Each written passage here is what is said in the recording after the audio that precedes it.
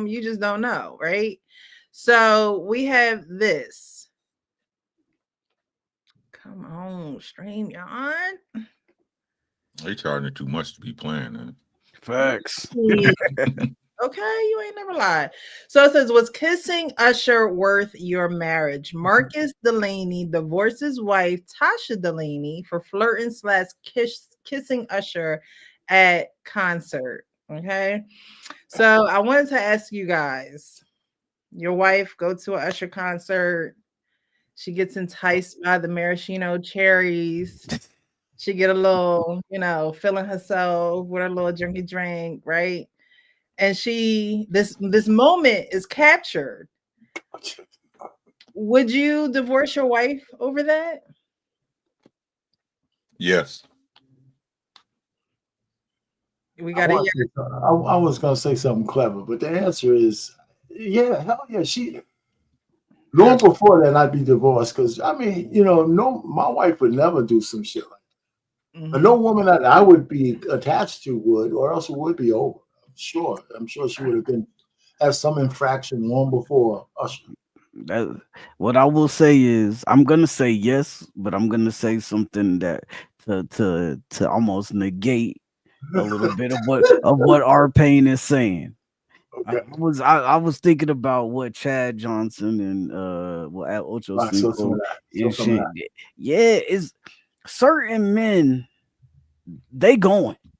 That is just 100%. Like, and it's not all women. Like, we know that. I know what you're saying. But that's is going to be the woman, even the women that you don't think are gonna go like that for Usher or Chris Brown, they going. You know what I'm saying? A professional athlete, an actor, Denzel Walker, they going.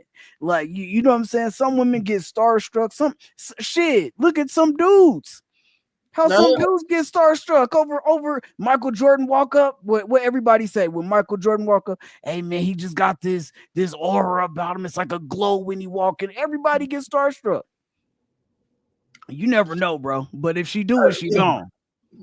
She gone. You never know. But I think it's that really sounds profound, but it's really easier said than done because if we're talking about probabilities and possibilities, of course nobody could really argue with you on that, but I think if you had a lady who could be enticed by just seeing a guy like that shit would manifest itself some other way. It just would. Exactly. If you're in tune, it would. So you think a regular dude will be able to get that reaction out of her, like because of celebrity? No, I'm saying that's the point, though. That's the point, though. Okay. Yeah. So this would like. Again, let me preface these are not the opinions of the owner of this channel. These are mine and mine alone. Right? I'm petty, right? Let's just get this out the way. I'm petty, right? Petty Roosevelt, right? Oh my God. What I'm saying is this. What I look at is stuff like this, right?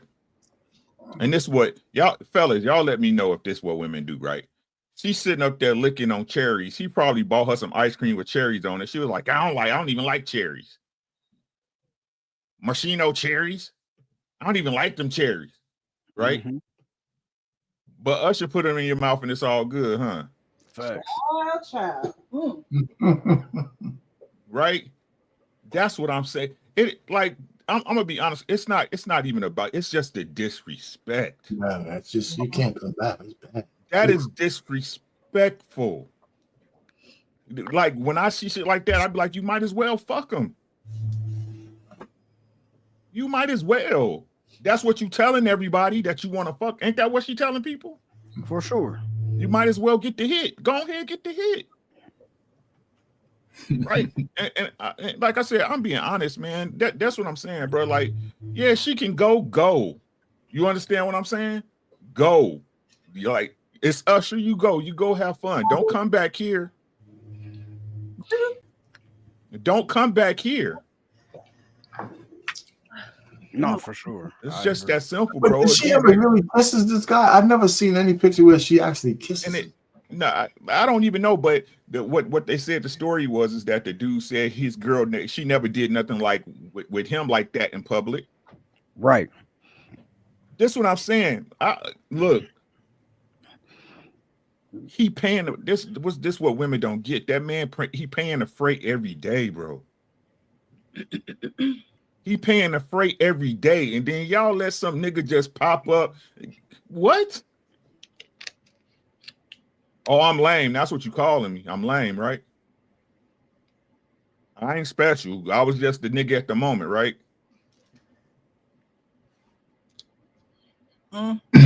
Can't play with me. You can go play with the next one. You're not gonna play with me like that. Yeah, she too old for that shit. Bruh. For real.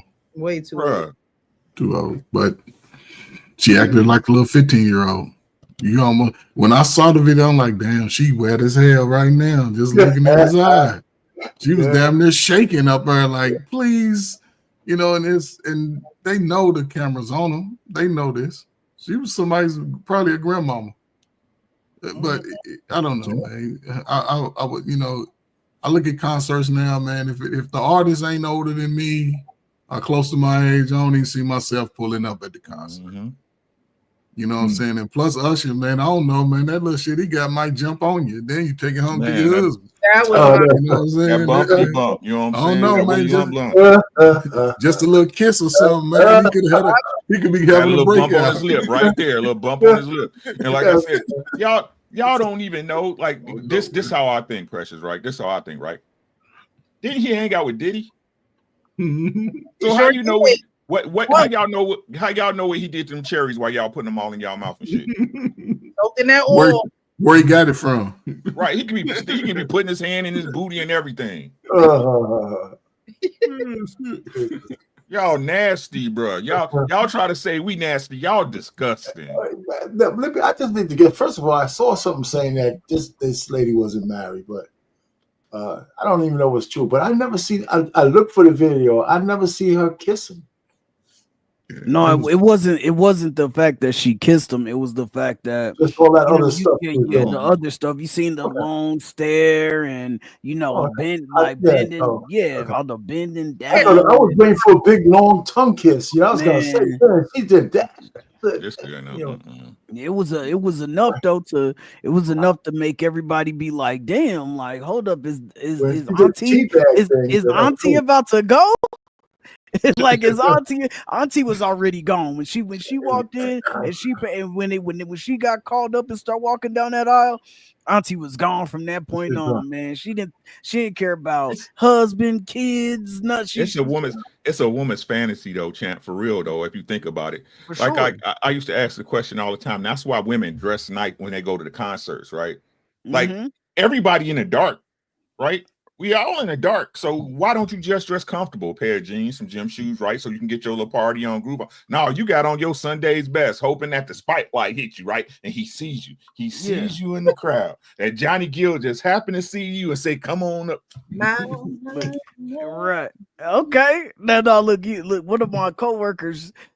She said she was going to the Usher because she went to the Usher concert before. She said she was going again.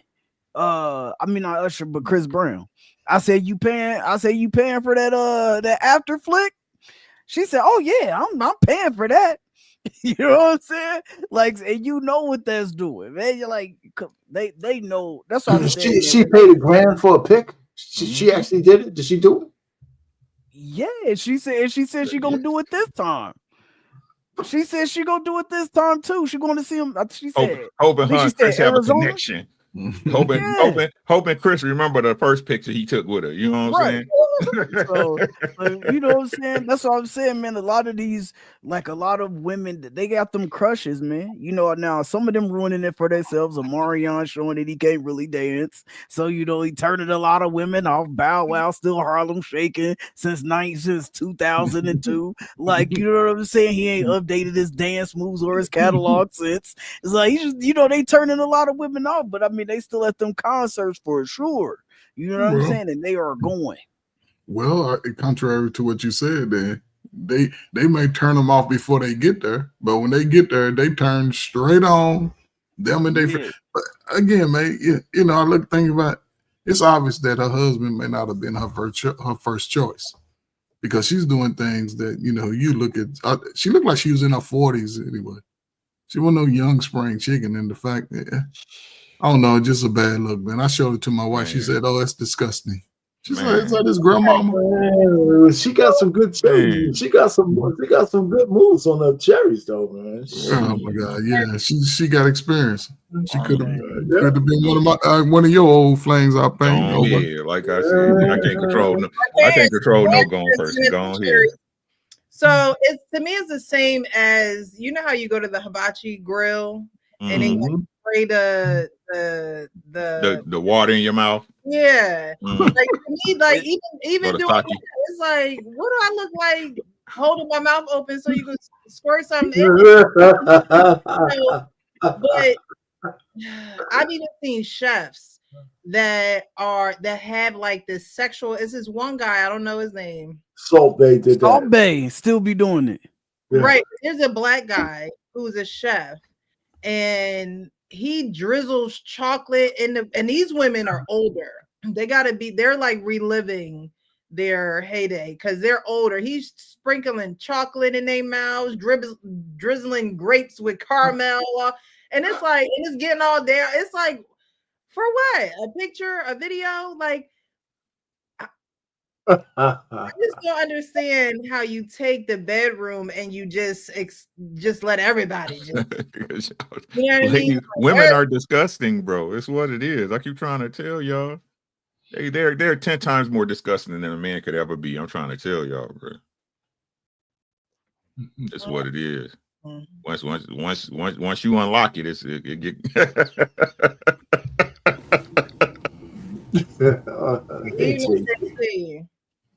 Hello. What's going on, man? It's going well, man. You guys hear me? Yes. Yeah, bro. Okay. Thank you to everyone who has joined. Definitely hit that like button. We just got into our first video, kind of the icebreaker. Thank you to Alexandra saying finally catching y'all live. Thank you. I'm glad you're here. Tell a friend. Tell them to come on over. Hit that link.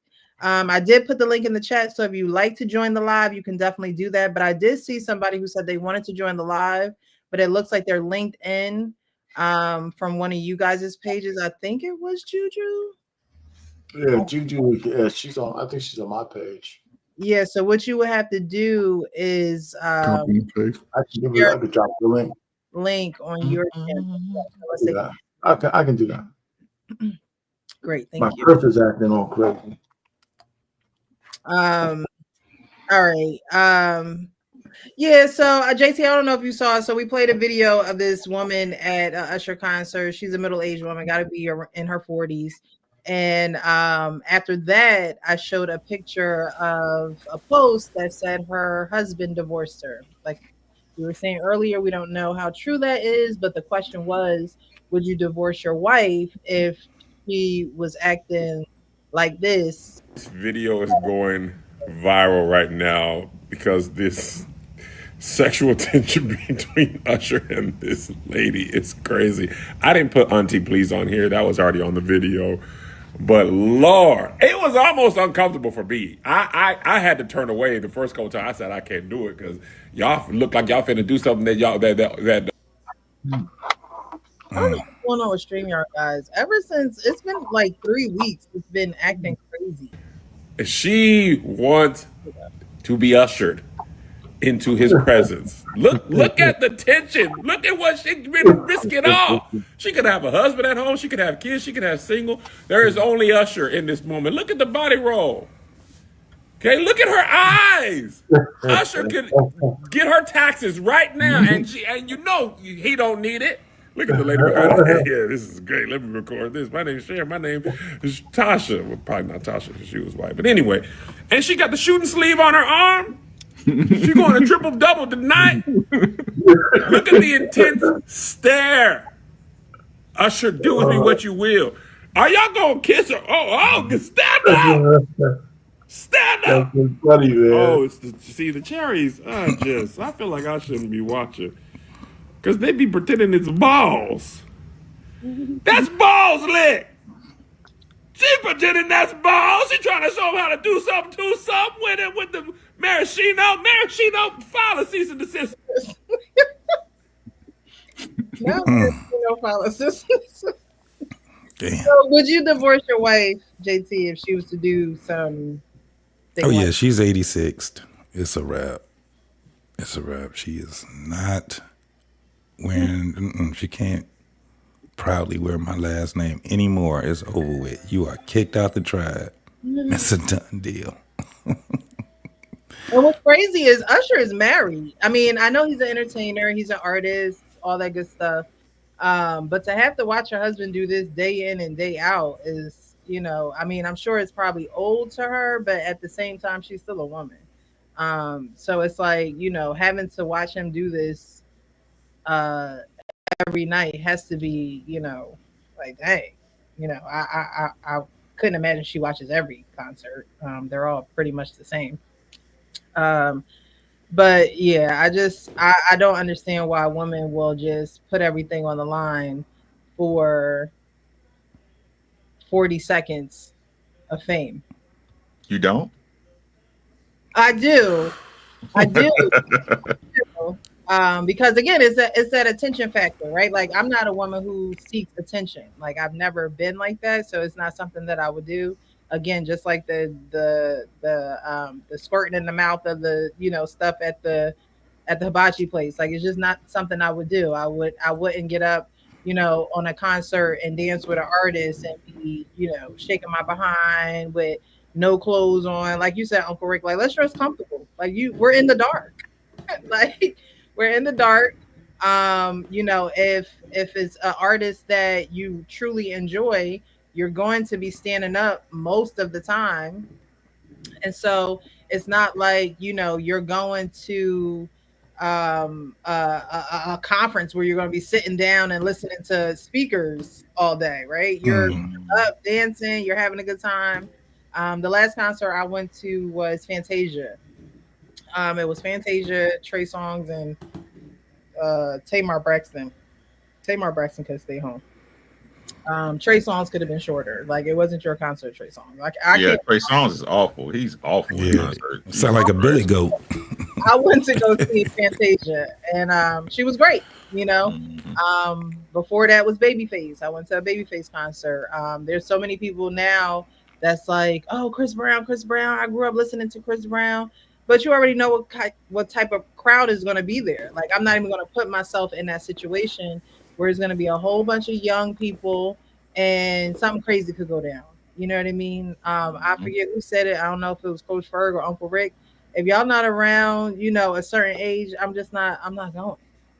Like, I'm just not going. Good evening, Sean. How are you? Good evening. I'm good. How y'all doing today? What's up, Sean? What's happening? What's good, man? I'm good, bro. I'm good. Just got done the icebreaker. All right, so I'm gonna play another video that I saw. I know Coach Ferg does a lot of wise counsel with the young adults, with young men, and I'm pretty sure you guys do too. But I know I hear him talk about it a lot. And I wanted to show this video because this teenager is pretty much out of control, and I just don't think that his mother can handle him, and you'll definitely see that in the video. Random viewer.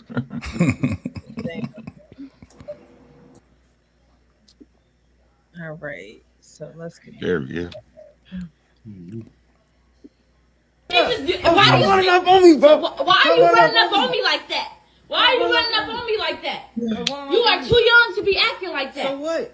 You know what? I'm gonna call the police. You call whoever you want. I'm gonna call the police. I'm gonna call the police. You better stop grabbing my phone. You better stop grabbing my phone like you grown. You better stop grabbing my phone like you grown. You can't put me out on nothing. Yes, I can put you out. Like I said, I'm gonna go do what I want to do. This is my house. What?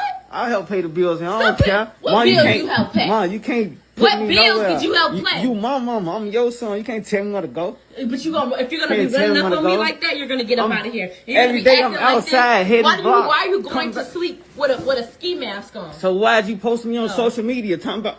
What you mean? Why I'm posting on social media? Because look how you act. It's for real. I don't care. This is for my protection and for my safety. It's for my protection and my safety.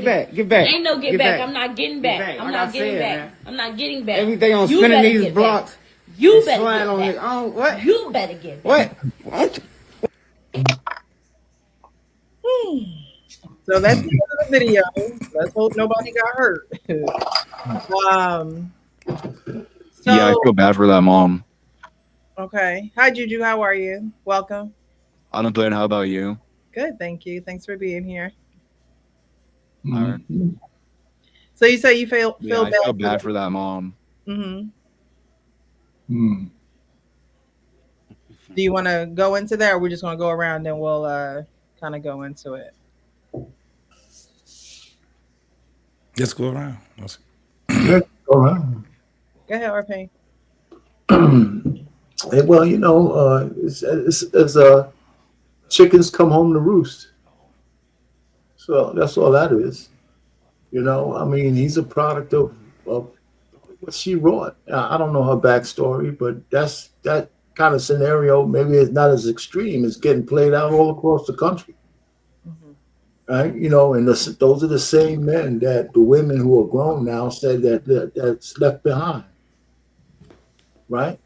So, you know, I mean, there's probably a lot of different extensions to it. So if I just take that one path, right, there's exceptions, of course. There's some good mothers out there. But you got women advocating that they can raise kids by themselves.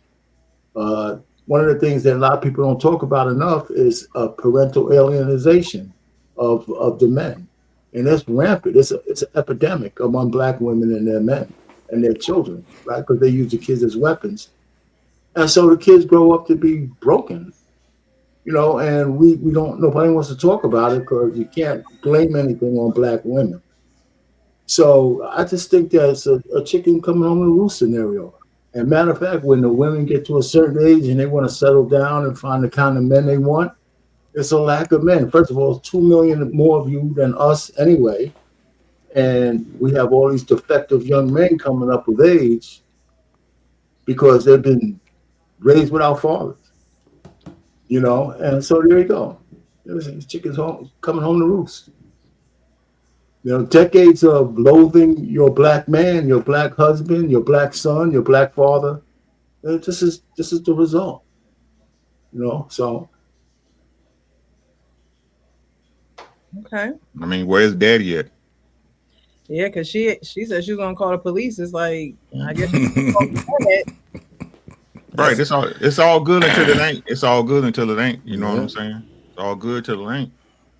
I mean, you strong, right? You mean, right?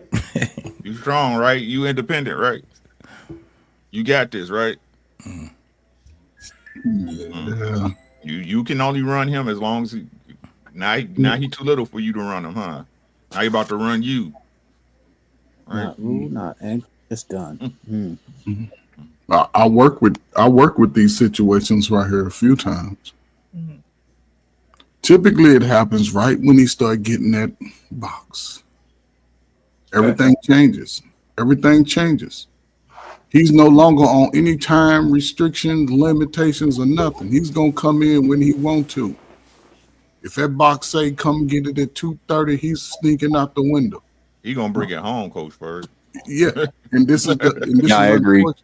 And unfortunately, a lot of sisters don't see it coming. He got on a mask down there the same way he's doing her. He gonna think he can do it to somebody in the streets, and it's unfortunate. And she's filming it like it's a game. Her son's life is at stake, and she's treating it like it's a game. You know what I'm saying? And this is not an isolated incident. This has been going on 15, 20 years. And it's unfortunate because we see what happens with the results of incidents like this. You know what I'm saying? So listen, man, salute to the fathers, man. Salute to the women who understand that their children need their fathers, because without it, we'll continue to get this. This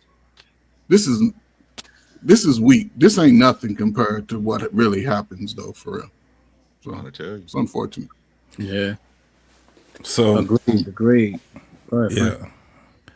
So the thing is that, did you hear her posture when she was talking to him? She was the subordinate. Hey, you're not gonna talk to me like that. I'm gonna call the police on you. He was like, "Shut up, Ma. I'm your son. You my mama." That means you ain't gonna do nothing but take care of me. You out here just, and she got a phone in her hand. You dig what I'm saying? She went live or whatever it was that she was doing. She was showing how she can't create. She can't even maintain what she creates. She created that. Mm-hmm. You created that monster. That's what you created right there. It also needs like discipline. Yeah, but she created that by degrading, demeaning any man that she had in her life. That is including his father. When he found out his old dude ain't nowhere in the picture, he can't do nothing. Oh, I'm the man of the house. He will not. She created that whole scenario with him not respecting authority. What she was doing was kowtowing to him. Him and that Pooh Shiesty Mask would have got beat up had he was talking to his daddy, and it wouldn't have been televised. What would have been televised was his ass and them and Juvie. Can't be up under my house like that, boy. I don't know where you get that from. That mask, it would have been over with anyway. But she created that. She was the one that was sitting there talking that shit about being independent. She was the one talking about these goofy ass niggas ain't shit. Me and my boy and my kid, I guarantee he ain't the only kid that's in that house. We gonna be okay. End results. That's what you got now. You got a little YN. You created, and I ain't talking about him as a human being and what she created. No. You created that attitude right there. That's what you got. You got a YN. Did you hear him? Shit, it's real out here in these streets. I be sliding on niggas every day. Mm. You got you a little criminal right there. Oh yeah, he got a number already. He had a number at 6. He about to start using it now. That number gonna be for the rest of his life. You know what that number is, right? That's that inmate number. That's what his name gonna be. That inmate number. Mm. He gonna be the one that's sitting there in the interrogation room, crying. I didn't know. They think they can't tell what reality actually is. Not until he do get a man in his life. And that man gonna have a badge and a gun.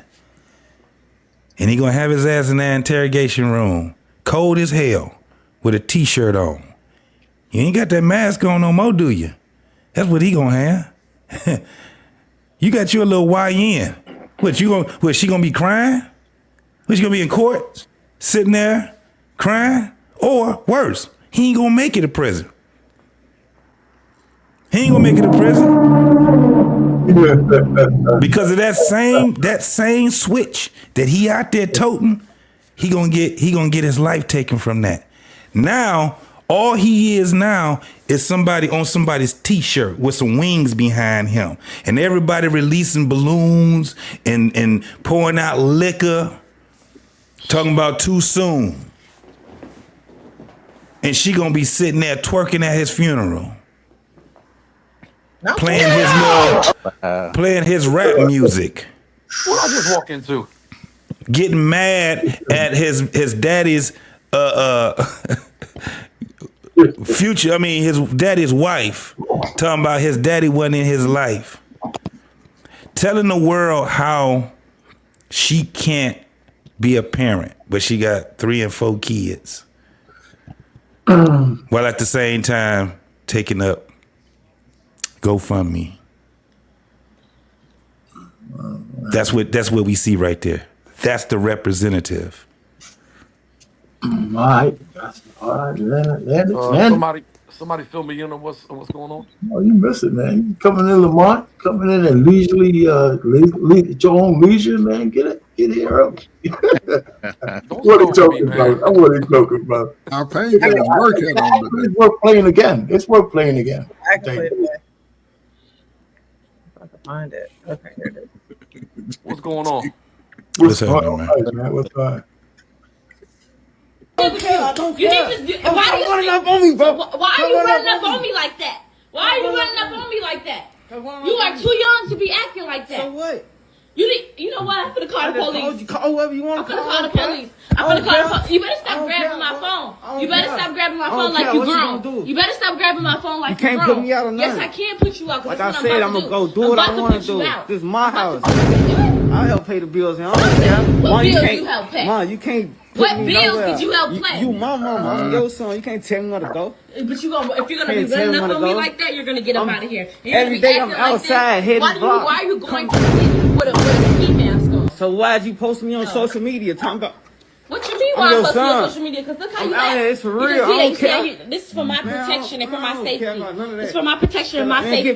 Get back. Ain't no get back. I'm not getting back. I'm not getting back. I'm not getting back. Every day I'm spinning these blocks. You better get back. What? You better get back. What? Hey, Precious.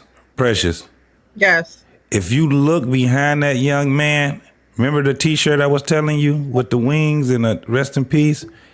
He got it on his wall. He got the rest of that right there. Look at that.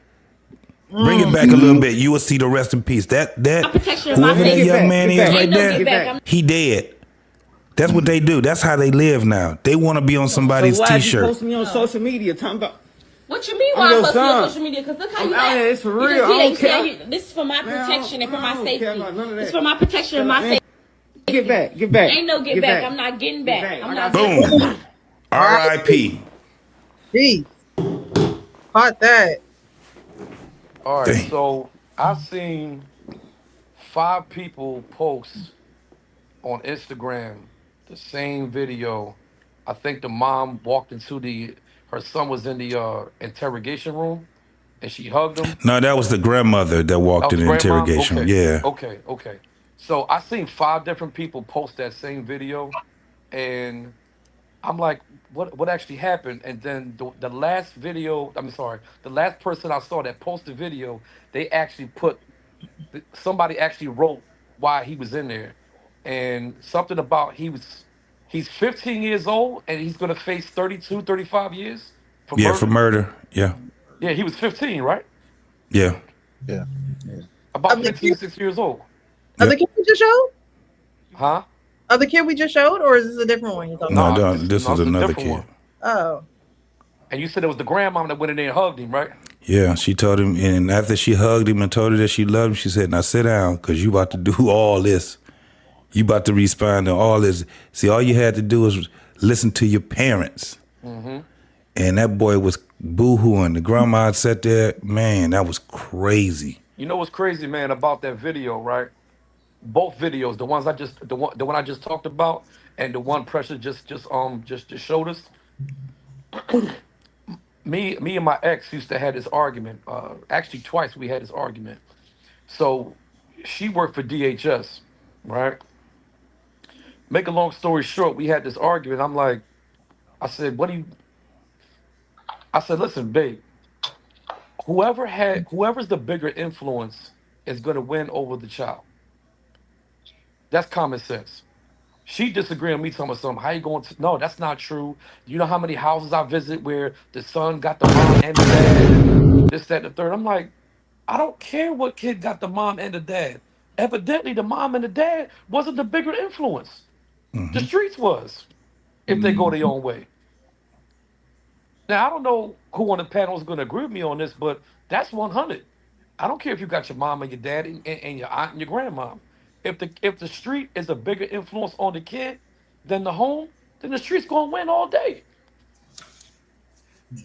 So who fails? Right. I was going to say the parents. The parents' job to. Do you think most? I'm sorry. To raise the kids. Go ahead, Coach Ferd. No, I was just say, do you think most black people admit that they failed at raising children? No, they will not admit it. They would not admit that. That's not a black thing. Most people don't want to. Yeah. Only reason I keep it to us because when I see this type of behavior, then I listen to people talking about how bad it is and how bad it's going to be. And then we have young people behind us who are looking for better results. So I just try to find You know, No, coach, I gotta agree with you on. No, coach, I gotta agree with you on that. Because even though y'all don't want to put the black and white, y'all don't want to put the color behind it, but let's keep it all the way a buck, man. Let's keep it all the way a buck. Lamont, There's more black right. people that live in badder neighborhoods than white people. Let's be totally honest. Let's be totally honest. There's more black people living in worse neighborhoods than white people.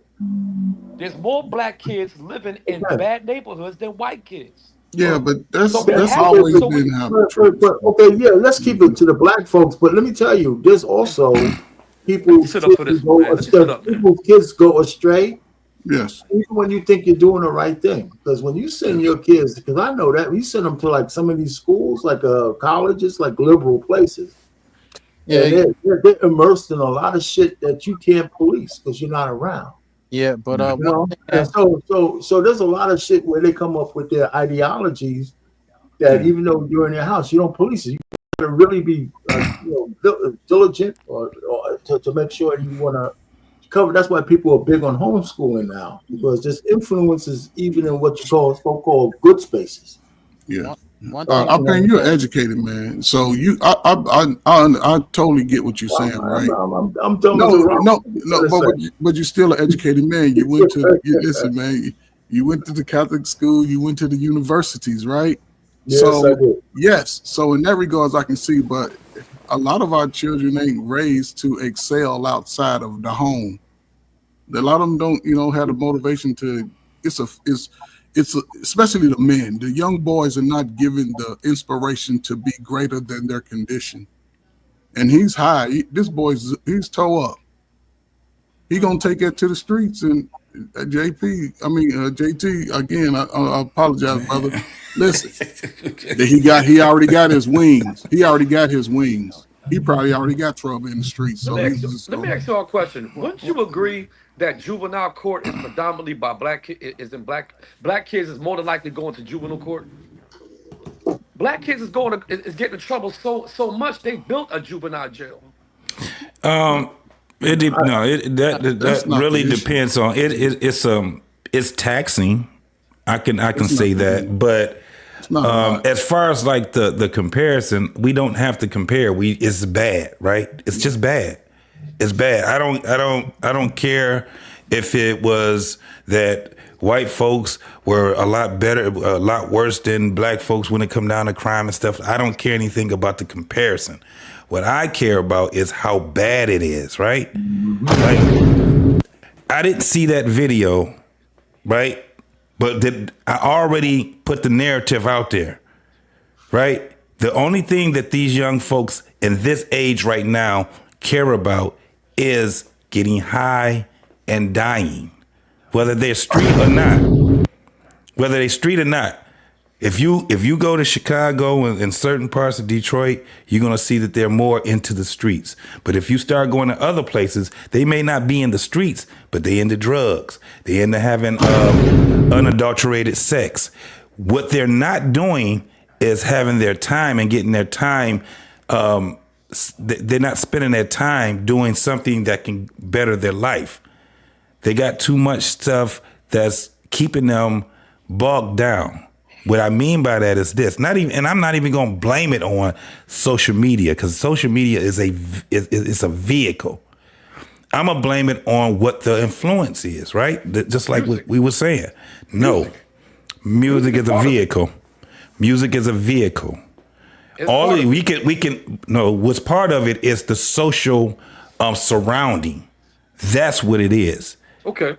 These are the things that we have to deal with. With that boy, I'm telling you, it goes down to the point of his mama and whoever else around them created that. But first and foremost, mama created that.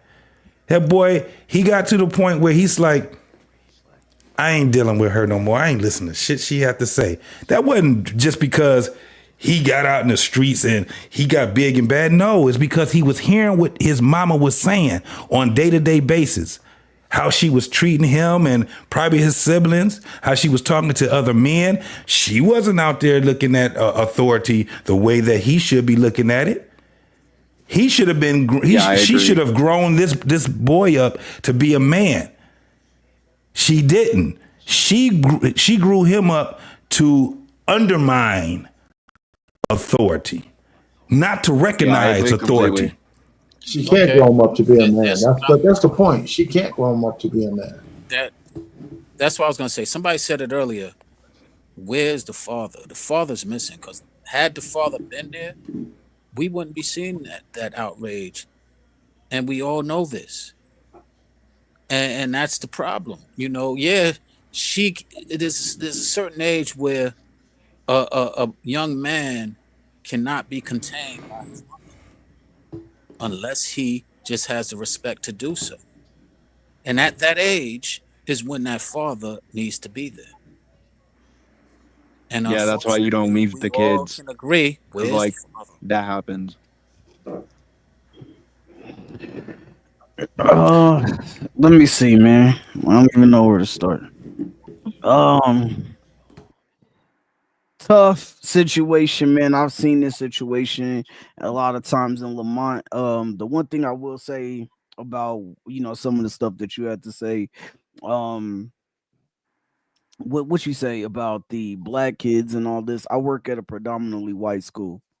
Like I work in a suburban school, and most of those kids come in there and like Coach Ferg said, like JT said, most of those kids, it's not getting in trouble for straight up street shit, but the first day of school, a kid brought 13 weed vapes to sell. Like and got caught in the bathroom trying to pawn them off. They had to install these smoke detectors, but they don't. The kids don't know where they're at. They're hidden all throughout the school, and we got cameras all throughout the school. So whichever smoke detector go off, they just review the camera to see. The kids can't see these. They're all hidden throughout our school.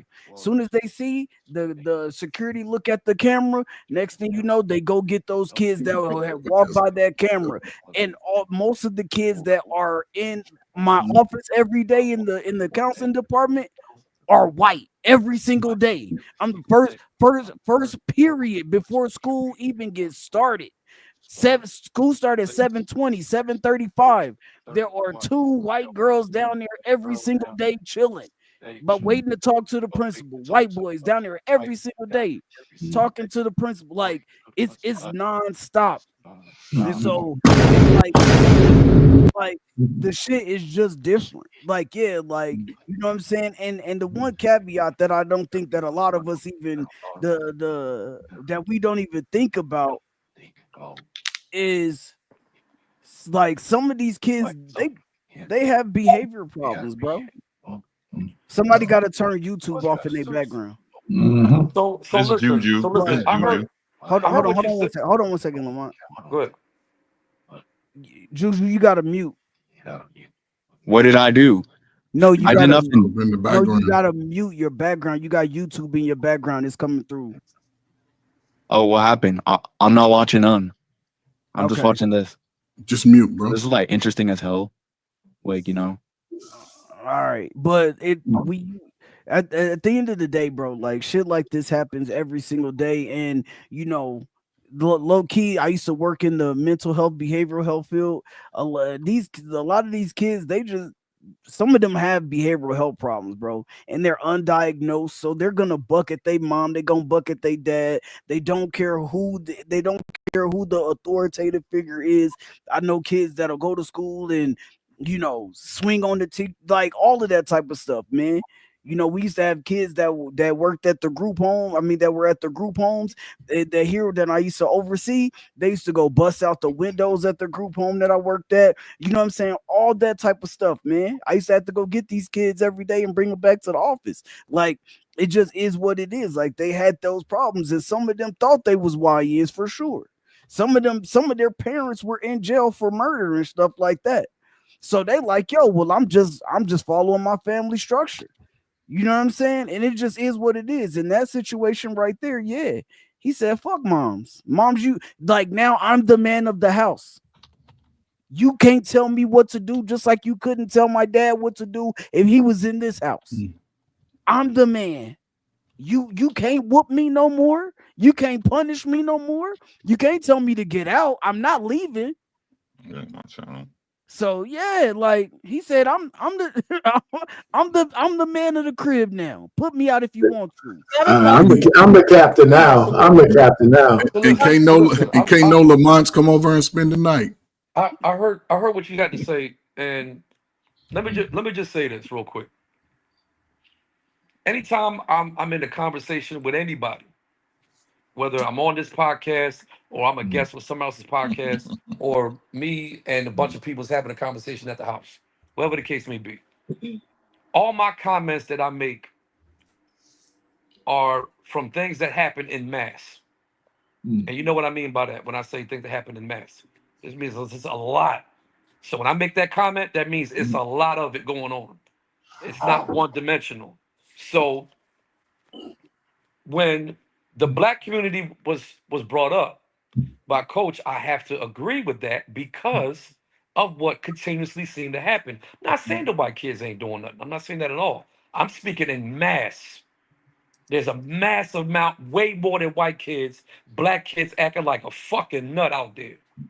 I live in Philly, man, and there was a bunch of black kids jumping on people parked cars, breaking it and all like that. I saw the same thing happen in Baltimore. It was a bunch of black kids out there acting a fool. It was a bunch of black kids acting a fool out there, disrespecting old heads on South Street. It wasn't a bunch of white kids doing that. It was a bunch of black kids doing that. So if we're going to talk about something, let's keep it all the way thorough. Let's put all the cards on the table. Because if we're going to put all our cards on the table, it mainly faces the black community, way more than the white community does. Let's be all the way honest with that. Because let's be totally honest. A lot of time, matter of fact, it's all the freaking time. Anytime a black man gets some freaking bread, he moves out the neighborhood and he moves to a white neighborhood. He moves into a white neighborhood. There is no beautiful black neighborhoods that black people all of a sudden get all this money and they become rich and millionaires and they move into a suburban black neighborhood. It doesn't happen. They move into a white suburban neighborhood. It doesn't matter if any of you guys disagree. This is facts. All facts. All facts. Oh, man. Whether it's LeBron or Jay-Z or anybody for that matter, if there's going to be a new Jay-Z or a new freaking Puffy or a new whatever, soon as they get some bread, they're going to move into a white, beautiful neighborhood. And they're going to move out that black neighborhood. That's 100. So with all that being said, for one, you know, again, it comes from home, discipline at home. So if you have two parents, one walks away, this could be the result of not waiting till you're married, not choosing the right partner, all that good stuff. But my question to Frank is, because they're IEPs, right? The pretty much what they give children when they have behavioral issues is an IEP, correct? Yeah. IEPs and 504 plans. Yeah. Right. I used to be in the school system for a little bit. So with that being said, what is the plan for children who have behavioral issues? Because a lot of times it's in the inner cities, but like you say, you are in a suburban school district where majority of the kids are white. So what is the plan, or you know, the steps that they go through when, because I've been out of the education system for a long time, and the education system and just schools in general have changed a lot since I've been in it. So what is the plan that they're giving these children when they end up in your office and you have to submit an IEP for them? He doesn't do it. Yeah, well, a lot of them are different, but I work in the counseling department, but the counselors, like I'm a part of the counseling team. I'm not a counselor. I just know that each one of them are different. They're they're individually planned for that, cater to that child. And so once that student reaches a certain point, say like, you know, we got a few students that be in there every day. Some of them are not IEP students. Some of them are just straight up just badass kids that just don't care about what their parents got to say. Yeah, they just like a lot of these kids are military kids that go to the school that I go to the school that I go to. Their parents got big ass houses and all that shit. They literally just come to school. The first period, they just come to school and they be like, yo, I don't really feel like going to I don't feel like going to class this morning, Mr. Franklin. Like literally, I'm like, hey, yo, you got come on, bro, go to class. You know what I'm saying? And then they'll be like, all right, go to class. I walk into class and she'll have her foot up on the desk. Like, come on, bro, you know you can't do this. You know what I'm saying? But the ones who do have the IEPs, normally they will be more lenient with them. And so what they do is normally they come down, you know, they'll talk to them, talk about what's going on. If it gets too bad or they're in there too many days in a row, then they'll give them like a 1-day suspension, a 2-day suspension. Once they come back now if it starts to get bad, they're gonna you know, they'll give them like a week suspension. You get a week suspension, and then if it starts to turn violent or anything like that, then they'll start to go to alternative schools, you know what I'm saying? Or they will expel them from the schools, from the school district, because we it's a high achieving school district.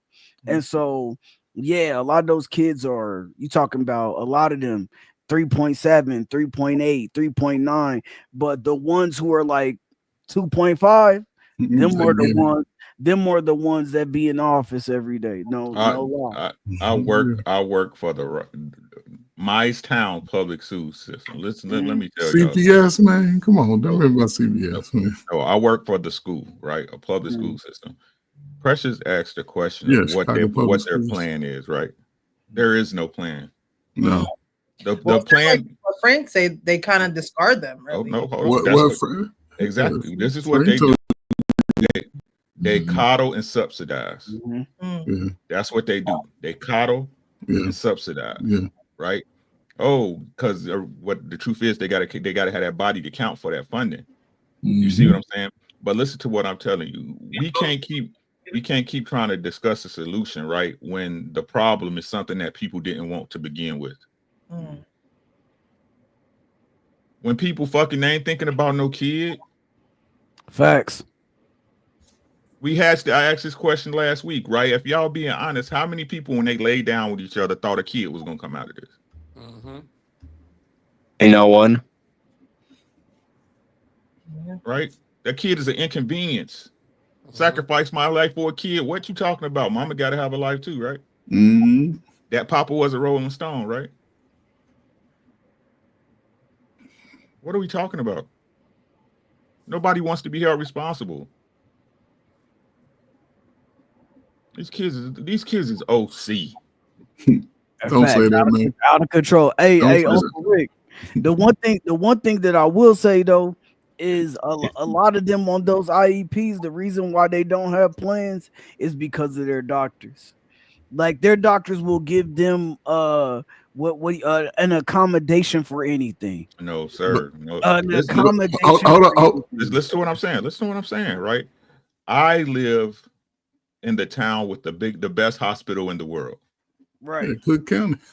Mayo Clinic. No, Mayo Clinic. Mayo Clinic. Oh, yeah, you got Mayo. Yeah, ain't nothing better than Mayo Clinic. The Mayo Clinic, where LeBron was at last summer because he was fucked up. And the presidents come up here and the kings, Arab and shit, they come over here and get fixed. Right? Best in the nation. This town is all about medical support, right? If they can find a drop of blood and putting something onto the medical field, they do it. Right? Listen to it. These are these kids, like Frank said, these kids, their parents are affluent people. They don't have time for their kids. I'm just telling y'all what I know. Rick, I'm sorry. I just have a question. That's like relatable. But yeah, I'm sorry, but I have to go. I'm gonna go goon. I'm bored. Okay, have a great one, Let's see ya. Bye. Time to goon. Let's go. Rick, you in Chicago, right? No, I'm in Rochester, Minnesota. Oh, okay, in Rochester. I was born and raised in Chicago. Oh, okay. So to Frank's point, Frank gave you the suburban version, right? I'm gonna give the inner city Chicago version. So there is some differences in how they actually perpetuate the IOPs and all of this, right? So a kid will get diagnosed, and when Frank get the kid, he's already got the diagnosis. He can read the plans and everything. They've already had that. Frank, you probably sit in on some of those meetings, right? Yeah. As they write them up. So they got their whatever plan, right? But for a brother or sister, a lot of times when they get with those behavior plans, they just stick them into LD classes. Some are in the normal class, but the most would go into a class where it's low performing. You do a few little things, and they got people in there sometimes they can handle them. If it's a man in the classroom, the kids may have their little episodes, but for the most part, they'll work through the day. When there's just women, the kid will be done got to a point where they just storm out of the room, cuss, curse, and then the system has got it to where, like Rick said, you can't really be sending them to suspension every day and home every day. So you might have to, the principals might send them back to your class. And this could go on throughout middle school, high school, right? And it's quite a few children. I think CPS has one of the largest school districts, and 30,000 are graduating every year. And they're coming out of high school, reading at low levels, not really understanding life's processes and getting out here and becoming sort of, they're turning to the dark side a lot earlier. I got a study in Chicago one time, and we used to meet with 40 different schools, and they used to just get these numbers. And they did a poll one time on 14 to 17 year olds. And most of them at that time, they was looking at like 75 to 80% didn't believe that they would live past 35. And this was in 2008-9, when they was trying to get the Olympics bid. They did a lot of studying and stuff, and a lot of polls with the youth. A lot of programs was in the schools, and we used to get those numbers, and it was scary. And now a lot of them are adults who also have children. So this is just sort of what we see in the culmination of that, the pipeline to prison. That's true in the education system today. So they ain't making it to prison in most cases, though. There you go. Let me just say this real quick before I sign off. There was a lot more role models back then when I was younger. Shoot, even the cops was like role models. Kids used to look up to cops back then. So we had the cops, we had the black leaders, we even had pastors, and we had teachers that was all role models. So back in the day, when a teacher told a kid to go to the principal's office, all the kids was like, you know what I'm saying? They was like, "Ooh, we gotta go to the principal's office." They was scared. Hey, Lamont. Because they knew what was gonna happen. Hey, You Lamont. laughing? I'm dead serious. You knew that phone call to the parents was next, and the kids didn't want the kids did not want the principal calling their parents. Let's be honest. You laughing, but that's what it was. I'm laughing because I'm thinking of my dog Uncle Rick, man. You lying? You're a lot. No, I'm just joking. But but for real though, no, I will say that you're partially right about that. And the only reason, right? Because the only reason why I will say that, man, is because nowadays you got everything, man. You got baseball teams. AAU is cracking and popping more than possibly ever because you see kids on highlight. I'm talking about the coaches. I'm talking about the PAL leagues in boxing. I'm talking about all of this. Like I'm thinking about like the two communities that I come from, right? Like I was born and raised in Kansas City, Missouri. That's nothing but street hood shit. Nothing but coaches, teachers, police officers, and all that. Here you got boxing coaches, military people, and all that. People gonna do what they do. We had a 7th grade teacher used to send us. We used to beat on the tables. She used to send us to the principal's office every day. You know what he used to do? Send us right back. Like, y'all, I know Miss McGill gonna send y'all down here. Get your ass back to class. They didn't call our parents. How old are you, brother? I'm 41. They didn't call my parents. They sent my ass back to class and said, "Hey, Mr. Franklin, get back to class. Stop beating on the damn tables." All right, you know what? My bad. I was freestyling in Miss McGill's class. My bad. And you know what Miss McGill did? As soon as we got back, get your ass on in here. Like, you know what I'm saying? And we just went back in class and we chill. Now we wasn't getting suspended all the time or nothing like that, but we was just rambunctious kids. We just did what we wanted to do. You know what I'm saying? Even though we did our work, we would do our work and disrupt everybody else. We do our work and just start beating on the tables and doing what we want to do and shit, being class clowns. And they knew we was class clowns, so they just sent our ass back to class. That's the key. So let me just say this. Growing up, there was no a lot of roaming around in the hallway. You actually needed a hall pass to go to the bathroom. Okay? When you made the basketball team or the football team, you was the best thing smoking. Because you got looked up to by the freshmen. The girls was trying to be all up on you and all like that. Because you was the captain of the basketball team or captain of the football team, this, that, and the third. And after we won a game, somebody had a party at their house. And that was our high school life. That's what it was. And it was no a whole bunch of kids getting in trouble, this, that, and the third. This is what I'm trying to tell you. The cops at the time were considered role models. Even teachers. The principal was mad respected back then. There's no respect for teachers right now. No real respect for principals right now, man. None. The time was different. Yeah. It was more structure in the home back then than it is now. That's why things running amok. And let's get really dirty with this conversation, brother. The more ratchet the music is, the better. Because it makes the black community follow this bullshit. It's not no. That's Yeah. where No, it that's does. where we have It to. does. It does. I'm not completely. Hold on. Hold on. Let me tell you something, brother. I went to Powerhouse. Where Powerhouse was, of course, anybody that noticed, Powerhouse is in Philly. Nothing but a bunch of young acts, right? One of them, of course, was the one of the most ratchet, and that was Sexy Red. Sexy Red got there with her ratchet ass dancers, and I'm going to the bathroom on a break. In the hallway, I see nothing but young girls in tennis skirts, real short shit. Sexy Red got up on that stage and said, "Where my hoes at?" This little girl stood up on her chair and put her hand up like this. And I guess that was her older sister sitting behind me, and she slapped her hand down. That's what's going to fuck on right now.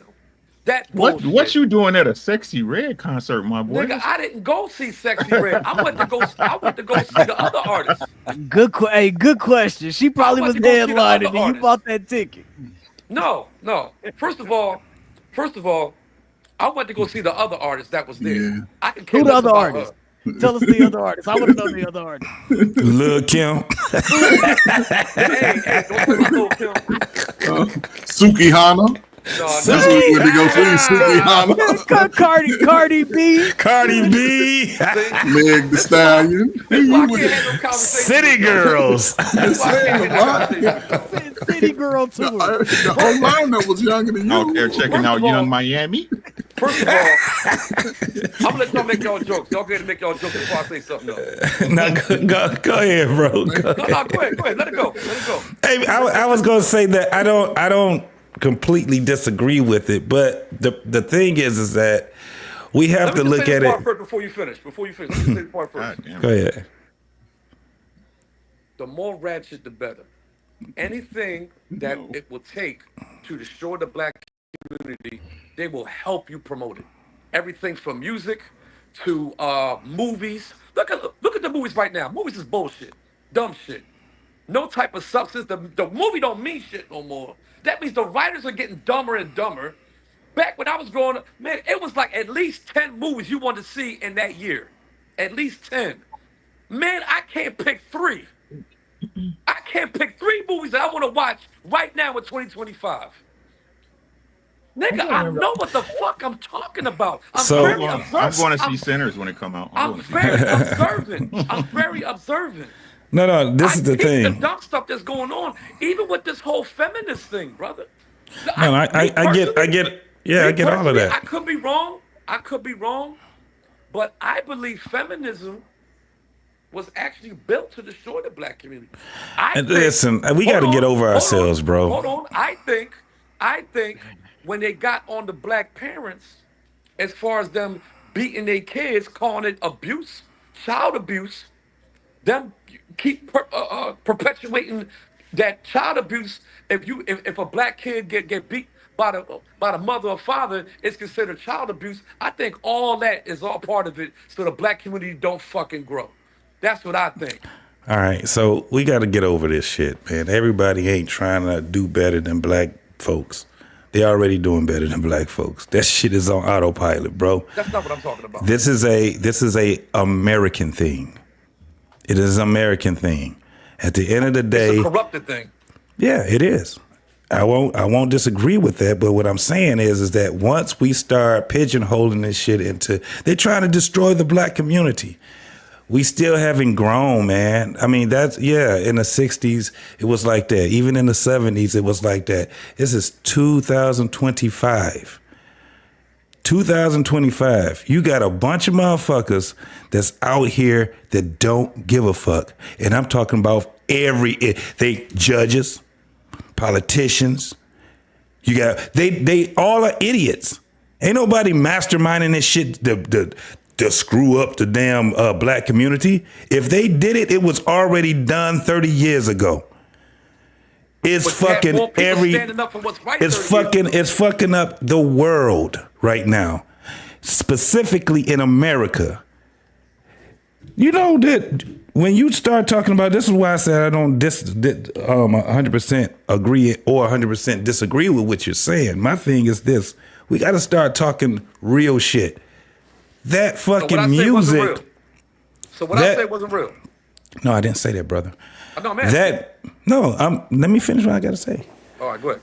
That music and all the other things that we're talking about, yes, those are the symptoms of all the shit that's fucked up right now. So when we out here pointing it out and you know, it's one thing to point it out. It's another thing to say, okay, well, where did this come from, right? When you start looking at the stupid ass shit that's going on right now with that little boy and his mama, right?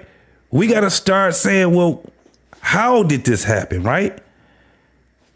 This is how it happened. You don't have families anymore. You don't have families anymore.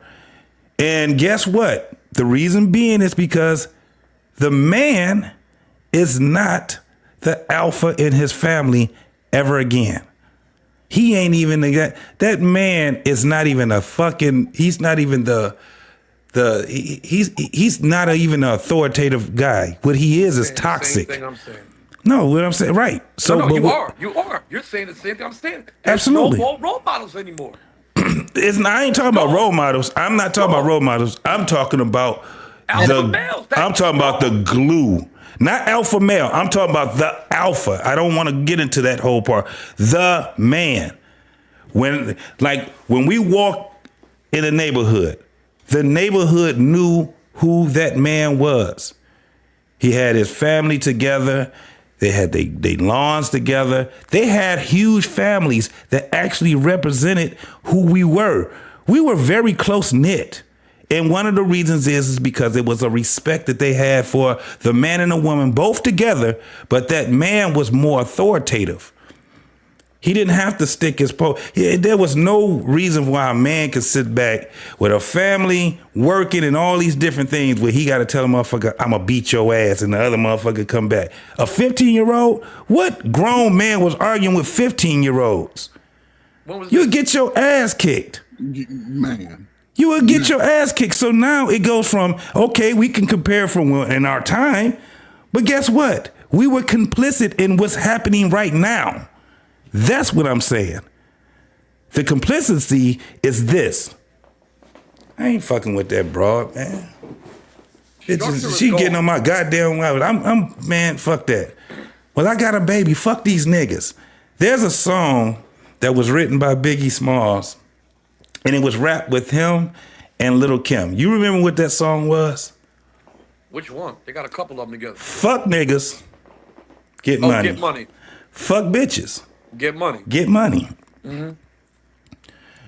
That's a spirit. And we took on to that. And it just, that train has been going ever since. Now the train is about to crash. Have you heard real drill music? Have you heard what it says?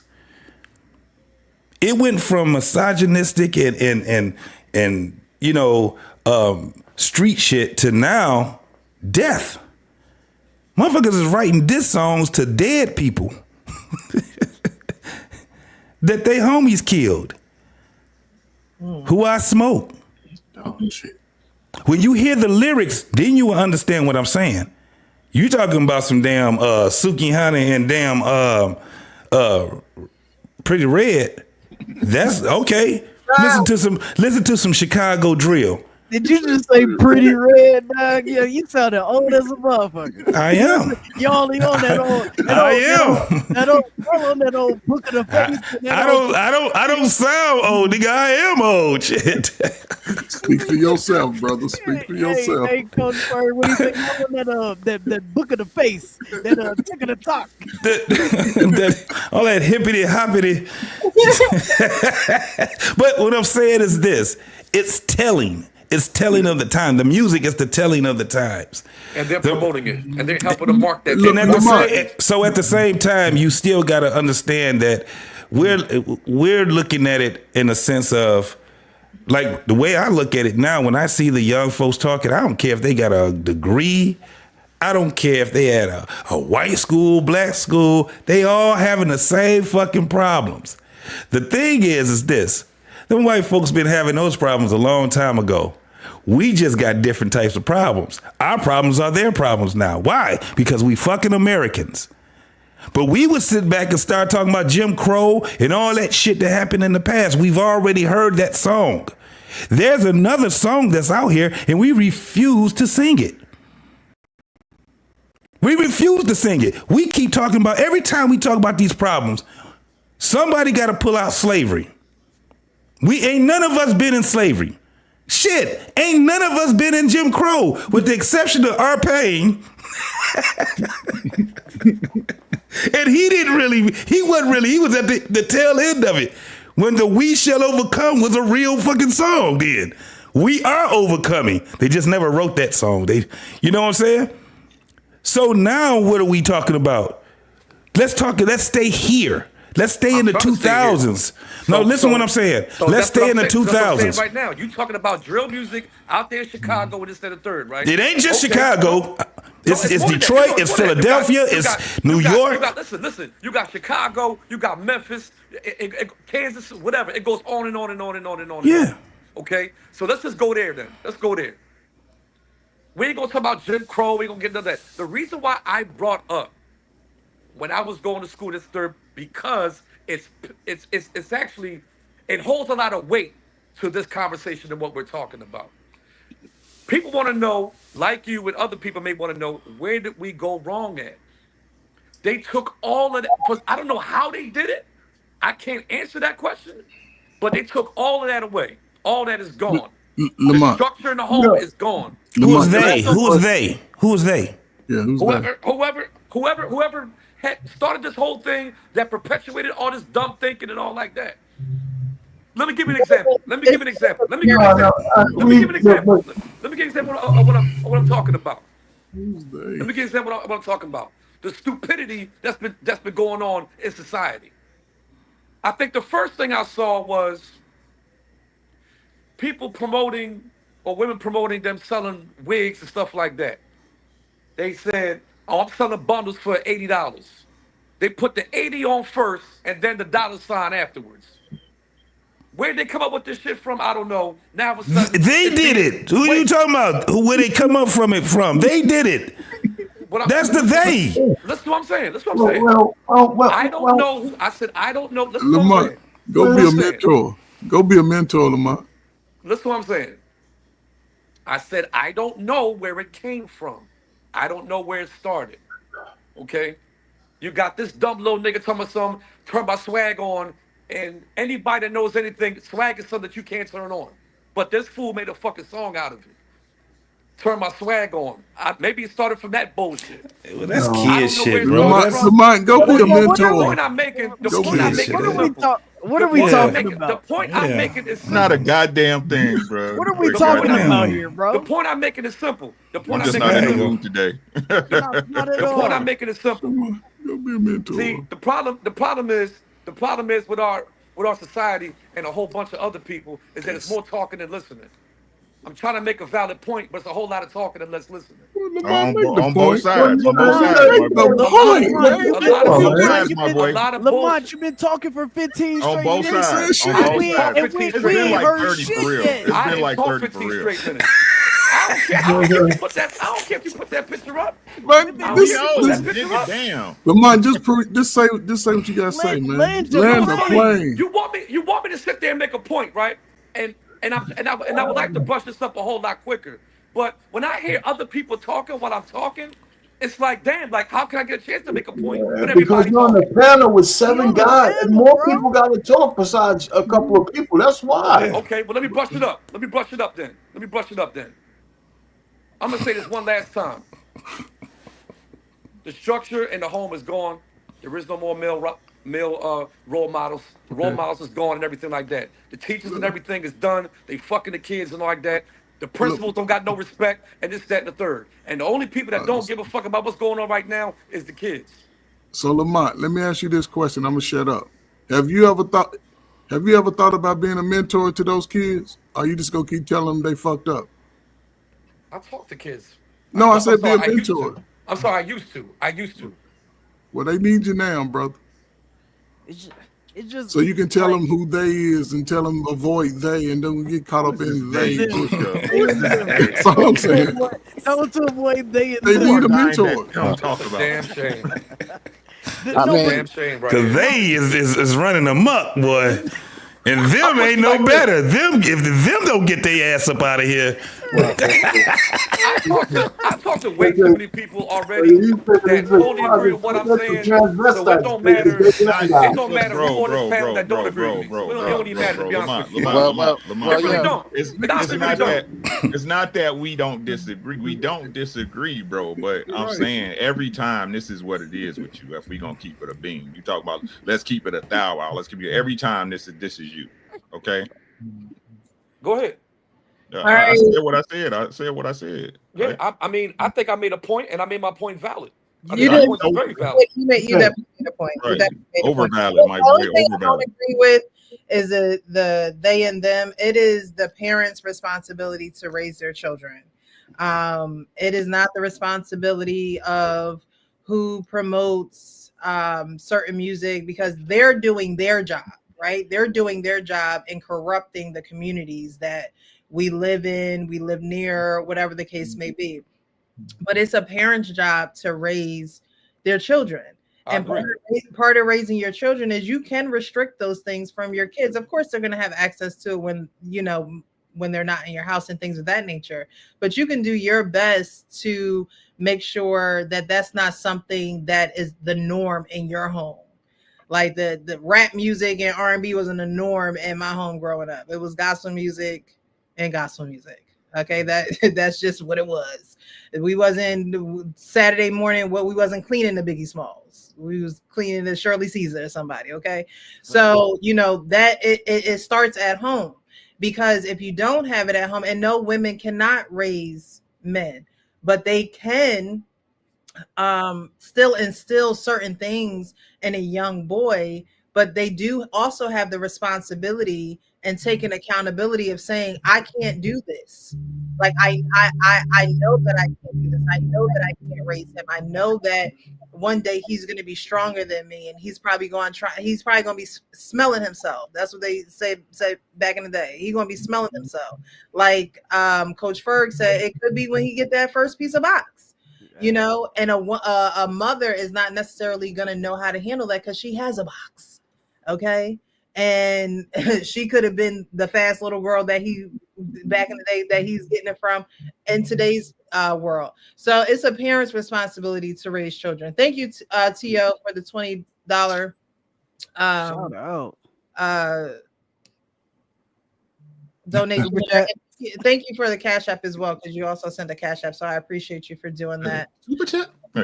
Sends another $5 super chat. Says all Indian neighborhoods are better than all white neighborhoods. Damn. I don't know if I could refute that. Yeah, I don't hang out with Indians, so I wouldn't know. So Yeah. can't speak on it. Do we got any more? I was about to say, can I say one thing? I just want to say one thing before we move on. Yeah, Big Ant got One one. more, Big Ant, brother. Next time someone tells you give your opinion, just say no and walk away. No damn sense. Thank you, Big Ant. I just want to say we got to stop saying we don't got no role models out here, man. Like what I get what you're saying. Like that's why I said I don't like totally disagree with you, and I think that's what all of us was saying. Like we don't totally disagree with you and the points that you had to make, bro. We got to stop saying that we don't have role models around here, man. I literally see in my community, you know, boxing coaches, football coaches, basketball coaches, talking to these kids, taking these kids out, traveling with kids state to state, doing these things. I see I work in the school system. I see the black students literally come up to me every day, come talk to me. Some of the white students be in my office just coming to talk to me, holler at me, like literally every single day, bro. Like just because some of those students that be in our office every day, they just drop by my office. Hey, Mr. Frank, bro, I just wanted to come say what's up. A kid just came to me today, asked me to help her with going to the Navy. Like, you know what I'm saying? Like things like that. I called a recruiter right there on the spot. Like, we just got to stop saying we don't got role models. We got role models. There's people out there who really give a fuck and care about these kids, they care about the youth. Now, though, I would say on the other side, they have to do the work too. Like, you're not gonna just be a lot of these kids that was in the system when I was working with the system. They didn't want help. A lot of them wanted to be gangbangers. A lot of them wanted to be in the streets. That's what they wanted.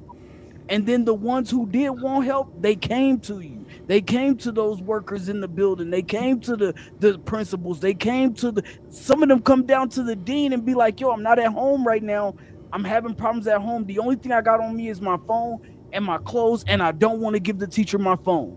I don't got shit else in life right now. Mm-hmm. And you know what the dean gonna say? Go ahead. Let me holler at your teacher. I'm just saying, bro. It's just we can't be blanket statement and shit like that. When I see people every day in my community, every day in the community, in the black community, working hard with these little black kids, trying to keep them off the streets, trying to keep them positive, and trying to keep them on the right side, bro. We just gotta stop saying blanket statements that are just adamantly false. And I what did I say that was false? You said that there's no role models. Let's not go back down there. Yeah. That's exactly what you said that was false, and that's what he just finished saying. And as soon as he said it, you said, what did I say that was false? That's what you said that was false. There are role models. Now, if you're referring to the fact I named that... more than just one. Can I finish my statement? Okay, we didn't say you did. You said, what did you say that was false? We just told you. That's what you said that was false. They are role models. Now, if you're referring to people who are entertainers or athletes that aren't lifting up or being role models in their communities, you might have a little bit more to stand on. But to sit there and say blanketly, like he just said, that there are no role models, that's just a false statement. That's what you said, folks. In mass. There's role models in mass. Really? Those but Lamont, here's what you going down there. We said it, man. But see, you're not seeing them, Lamont, because you're not engaged. But what you see is that small number of degenerate, sexy red behavior. That's what you're seeing. The role models, they don't come out and say, "Hey, I'm a role model." Everybody, no, they are actually doing the work. What I'm saying. Well, I'm just saying. Well, you said it. Listen, we don't have to go down there. You said it. We corrected it. The point is, the role models that we do have, obviously, is not enough to fix the problem, because that's not where the root of our issues are. Yeah. There's plenty of role models to go around. There's plenty of people saying the right things to people, and it doesn't seem to be getting better. We got issues that just having role models can't fix. Yeah. You know, and you know, and that's really what it is. And we do know why we are where we are. We can just do a chronology from the '60s to where we are. There's all kinds of events that put us to where we are now. I mean, because my man Ferg can't get over the crack era.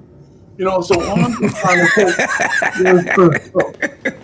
to say we know why we're in the situation that we are in now. I mean, and some of the stuff has a skin of positivity, but it wasn't. It wasn't. I think I'm working on this thing, but I want to make sure I do it right. I think that with all the bad shit that we have, and no thing to you oppressors or any other black woman out here, the advent of Black Girl Magic was a nail that was put into the coffin with feminism that absolutely excluded sons, husbands, fathers, nephews, uncles, grandfathers, and they used it. It was hijacked by commercialism to say, let me just prop up the black woman who had their own insecurities, their own inferiority complex, and so let's give them something and see how they run with it. Right? And, you know, so there's a lot of other stuff to it. I have a whole slew of women, not men, talking about why Black Girl Magic, the way it was infiltrated and implemented, was really destructive in 2013 to where we are now.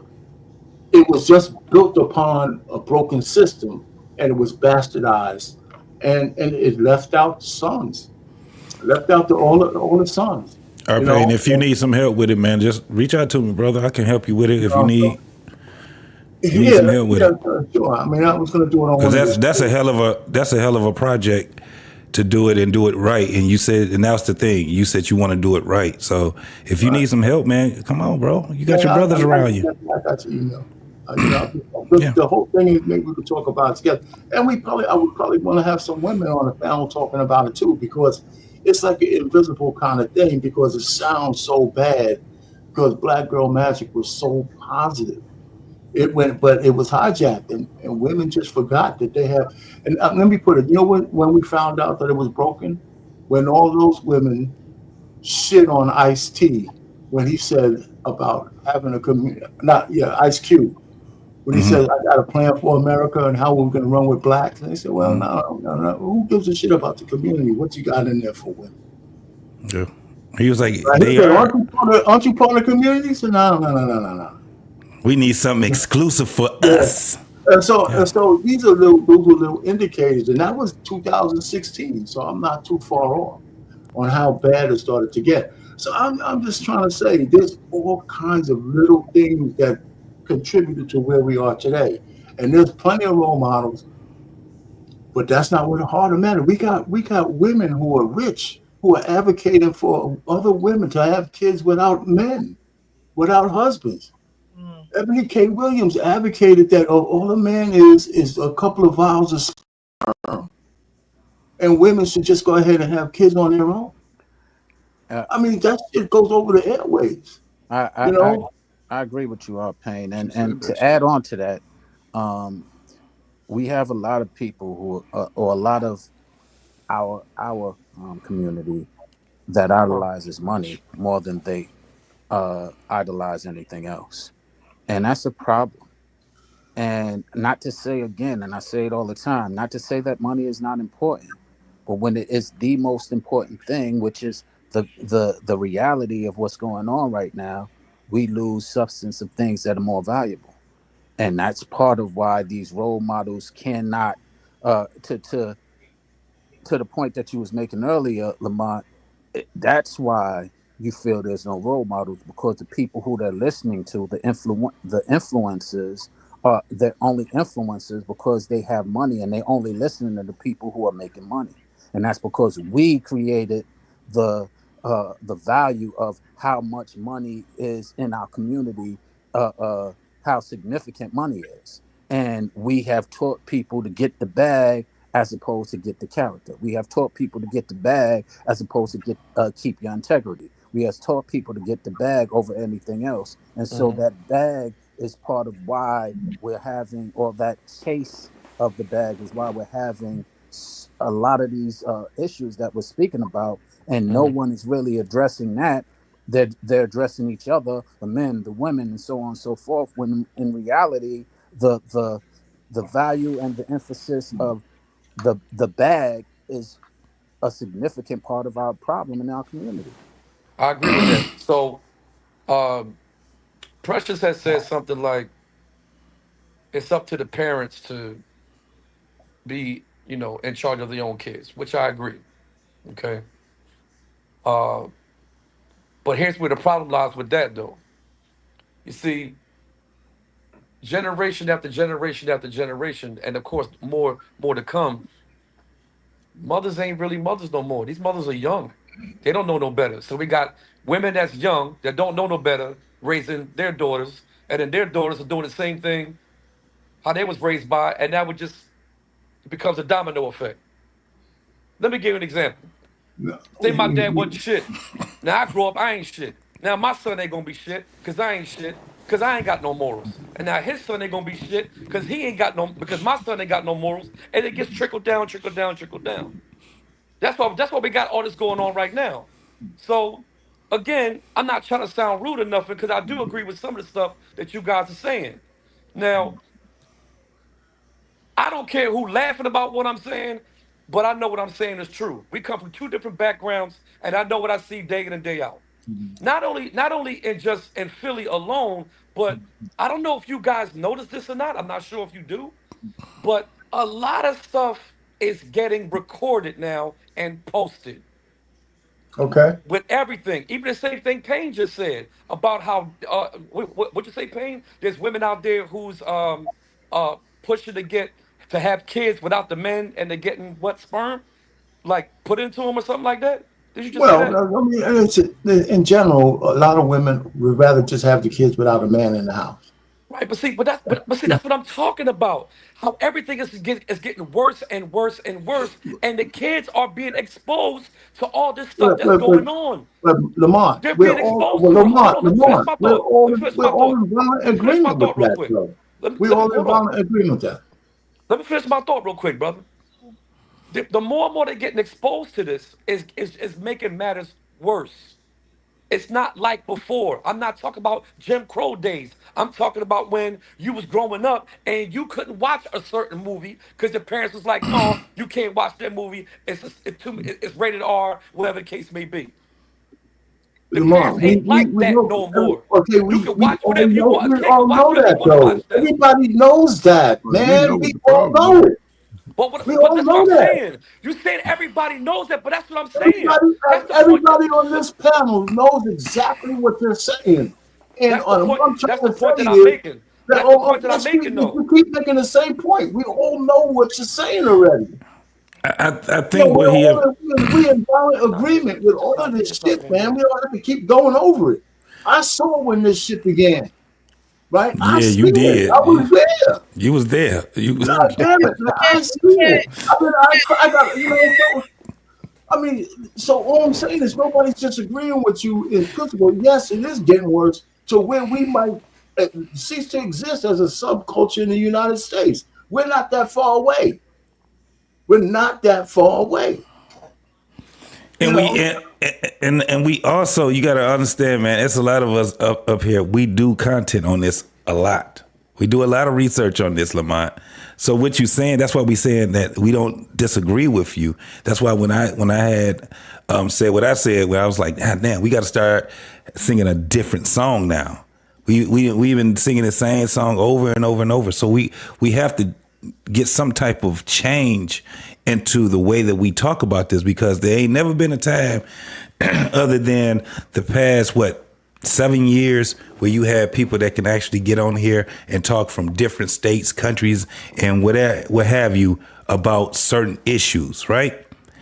The problem that I see is that we start having these old ass talking points that don't exist anymore. That's the problem. We haven't upgraded our conversations. We already understand all the things that when it comes up, well, I ain't gonna say we understand it. We just keep talking about it. Just like when our parent was like, listen, I've been there. So I can just imagine how he's feeling. He's older than me. Him and Coach Ferg, they're older than me. They ain't that much older than me, but they're older than me. And we've seen the change. This shit is so crazy. And me and Uncle Rick the same age. The way that we look at the world now, we like, man, what the fuck? We saw it already. We already saw this shit. We saw this shit in the 90s.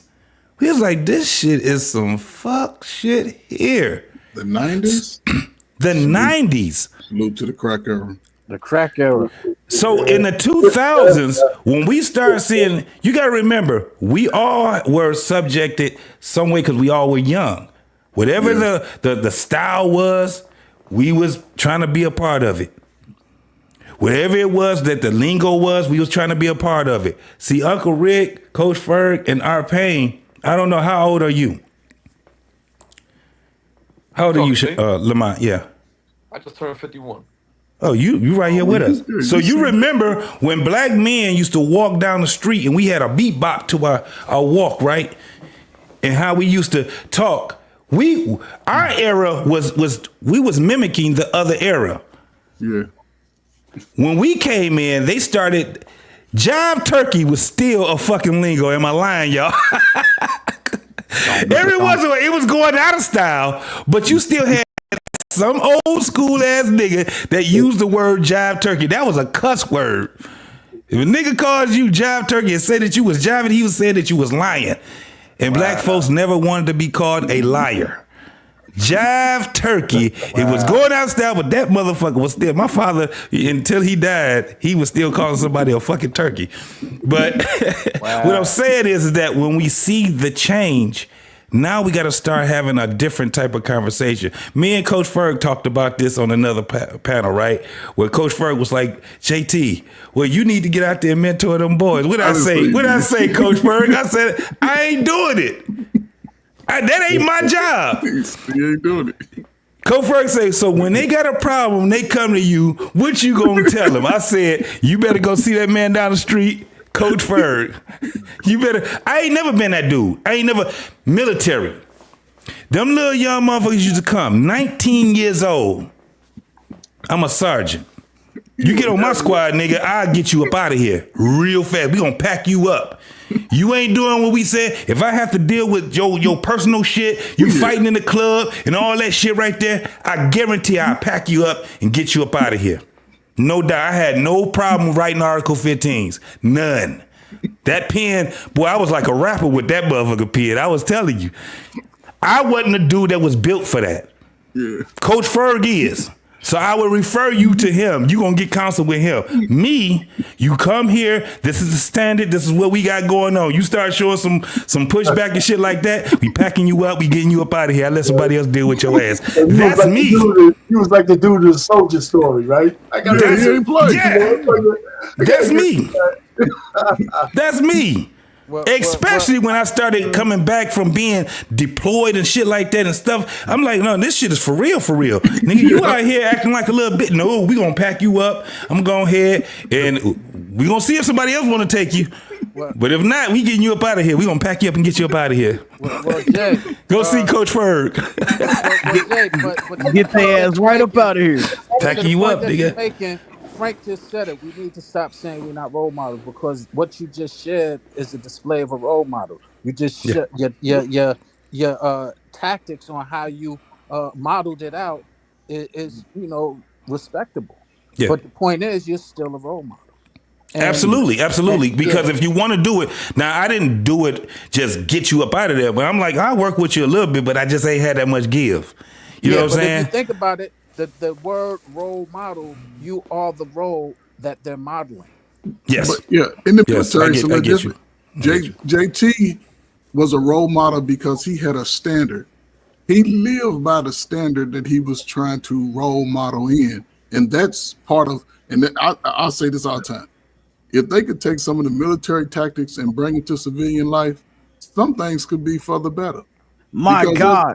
because they wouldn't give young people the freedom to be legitimate. All young men should serve at least 2 years in line. Okay, yeah, there you go. See, at least straight out of high school. Go on, get it over with. You figure it out while you're there. Learn how to do some push-ups. Listen, I'll say this and I'm gonna shut up. Frank, Gen X was the last generation with calf muscles. Just so you know, that's how we rolled out there. The last generation with calf. You capping because you capping. We used to walk around. Yeah, I ain't got no calf muscles. Listen, we used to walk around. I got cheerleader feet. No, we used to walk around with the calf shoes on that would help you. That would help you get bounced on the basketball. Oh no, we ain't do all that. We just had exactly. See, they don't do that no more. That's what I'm saying. So the millennials used to. See, they don't do that no more because they don't be outside. They only play 2K and then they go to the regular gym. We used to walk around with those at school all day to make sure our hops was right. So I know you, Captain. Yeah. I believe every young man should go in the military. You already got to sign up for selective service, right? They teach you discipline, right? Organization, how to work within a team, and it gives you a leg up. Financially, right? Yes. You off by your own, you don't have no bills, right? You stay in the barracks, and the bills you make are your own, right? And then when you get out, you already got your college fund if that's something you want to do, or your housing, that's something you want to do. It's already set up. Every young man should do it. It will make this country greater, to be honest with you. Yeah. It'll make his life even greater. He'll come back home and be seeing things different. I'm just gonna say this one thing. Vision. Obviously, we all had different growing up. I grew up differently. So what makes you think you grew up differently? I said I could just tell I grew up. I could just tell I grew up differently. Okay. Can you tell us how you grew up? I just want to hear just for the. No, because we're moving on. I'm trying not to be rude today. I'm really trying to work on myself. I don't know what. My man, I'll be ready. I'll be ready sometimes. My man. I'm clipping that. I'm clipping that, Precious. I'm clipping it. If we go back, it's not my channel. I'm really trying to work on myself lately, y'all. If anybody decide to go back and listen to this conversation whenever y'all free time is, I noticed that when everybody was up there talking and they had their space to talk, nobody cut nobody off from talking. But I noticed when I started talking, here come all the voices. I peeped that earlier. I ain't say nothing, but I peeped that earlier though. So it really don't matter to me what anybody think or laugh or any of the comments that I say, because the background that I come from may be a little bit different. Two brothers just said they work at a school, okay? And you said, yes, they're all role models and this, that, and the third. When I mentioned the word role model, I said it with an S. I'm speaking in mass. That's how it was back then. Moving past that, I noticed that when I start talking, all of a sudden, here come everybody else ready to chime in, not really giving me the floor. That's exactly what happened. Feel free to look at this. Feel free to look at this whole conversation on your free time. And then Frank, you said you was talking for a whole 15 minutes. I know I wasn't talking for 15 minutes yet because I didn't get a chance to take my. Moves on when you can't, think, man. and there go already. We just gave you 5 minutes. There go already. There go already. We just gave you to resign. Excuse me. Let me tell you something. Get Dr. Newsom. There you go. Already. There you go already. Well, Hey man, I'm not. It's echo. Somebody got echo. Yeah, I'm not really sweating that because at the end of the day, I can't count on my fingers how many conversations me and my homies have talked about. I ain't got the salt and pepper on my beard for nothing. I know how I grew up. I know how things have changed, and Philly is just different. Now, Philly may be different from other cities and stuff like that. There is no role models down here. To keep it all the way 100 with you, it is none. It's on donut. I grew up differently. My whole lifestyle growing up into, and I learned a lot as I was growing up. I've been around a bunch of drug dealers. That's all I fucking hung around was them, and I learned a lot. Music never really. Yeah, I love Biggie. I love MOP, Mobb Deep, Onyx. Listen to all that shit. But I didn't do the dumb shit that they was doing because to me that was just entertainment. I love lyrics. That was just me. You know what I'm saying? These kids are following this bullshit because they're not mature enough to handle it. No, they don't have that are guiding the right. The curfew date is over. You. Sean. Moving on. Sean over sleep. Sean. What's up? No, I'm listening. I was going to comment. That's why I came off mute, because I was going to comment on. No more comments on this topic. Yeah, Preston's trying to move on, man. Let's let it go. We're moving on. I'm sorry. All right. So the next topic is a caller who called in to a radio station. And I think this could be a common issue in relationships. It's just not a spoken issue in relationships. And it's a case where a man really doesn't know what to do in this situation. It seems as though he's with this woman. They've been in a relationship for some time, and she's been ready to be fully committed. However, he wasn't truly fully ready. And then she turns cold, and now he's like, well, now I'm ready, but I don't know what to do since she has now turned cold. So we're going to play this. Let me remove this one. I think I already removed that. And then we're going to give our perspectives on it. And Zach, I've been with my girl for years now. She's solid, like ride or die. Held me down through everything. She's been saying for a minute that she wanted to get married, settle down, and build something real. But I wasn't ready. I thought I had time. Thought she'd always be there. Now, she's gone, man. Not physically, but emotionally. She's checked out. I can feel it. The vibe ain't the same. No more long talks, no more laughs, no future talk. It's like I'm talking to a stranger who used to love me. Here's the crazy part. I'm finally ready now. I get it. I see her. I know she's the one. I want to marry her, do it right, show her I ain't the same dude I was before. But it's like I waited too long. She's cold now. Not rude, not angry, just done. That kind of done you don't come back from. I told her how I feel, laid it all out. I apologized, showed her I meant it, but she's giving me nothing. No response, no hint, no maybe, just silence. And now I'm over here wondering, do I keep trying? Do I fight for her, even if she already moved on in her heart? Or do I step back and let it go, even though it's killing me? I ain't never felt like this before. I messed up, I know that, but I'm trying to be the man she always needed me to be. I just don't know if she even wants to see that version of me anymore. What do? Do I keep pushing or walk away? All right. So Damn, this is good. Does he keep pushing or walk away? Walk away, sir. You had your chance. It's over with. If she asking for space, give her space, right? If it was meant to be, she'll make her way back to you. But if not, right?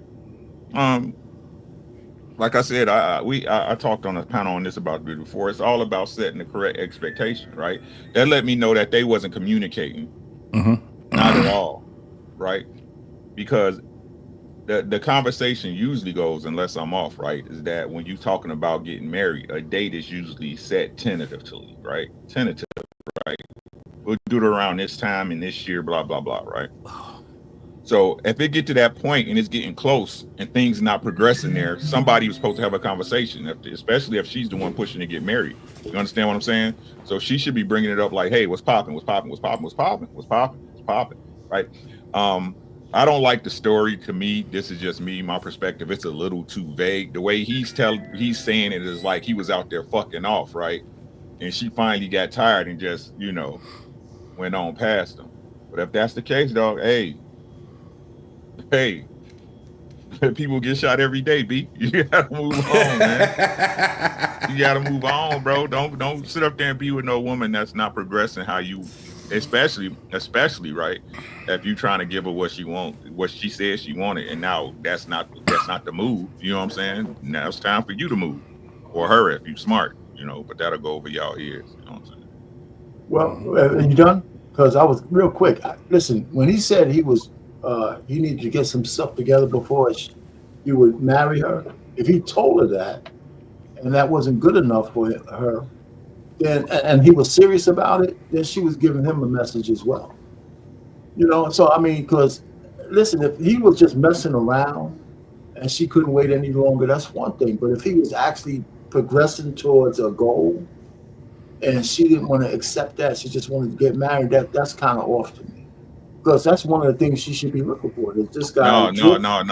Let's keep it. And I'm sorry to interrupt you, Arpain, but we men, right? If he was progressing toward a goal, he gonna say that in the bio, right? Okay. Let's keep it a bean, right? Let's keep it a bean because a man.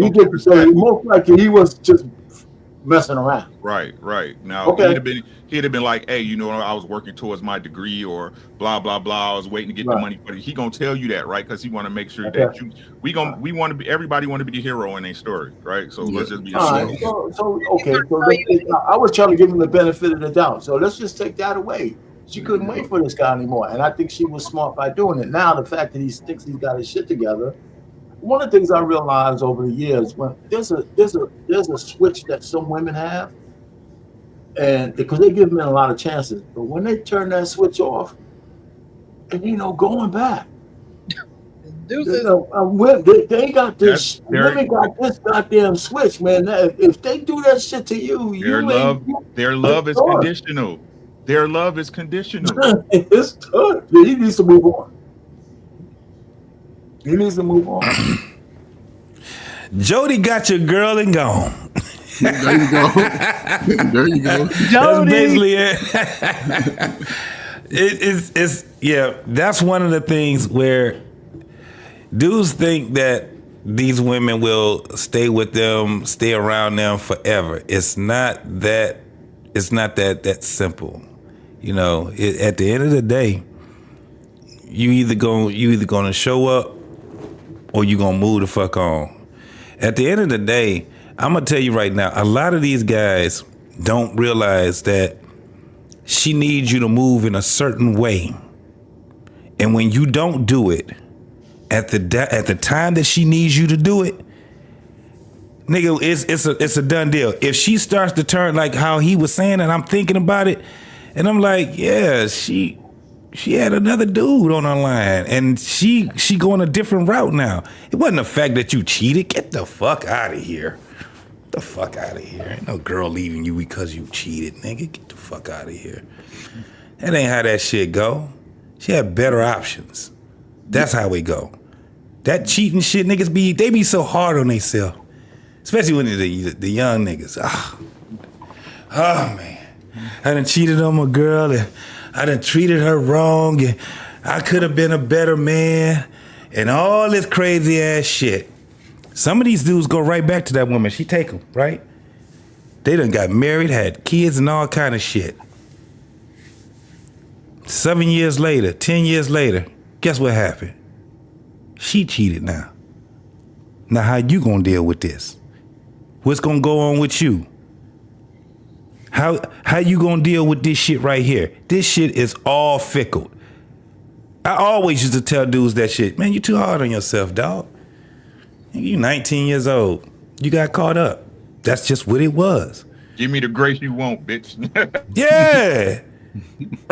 Dog, let me tell you something. A girl got mad at me. Now, this is a fucked up shit. I cheated on her, got caught up, right? We got to talking.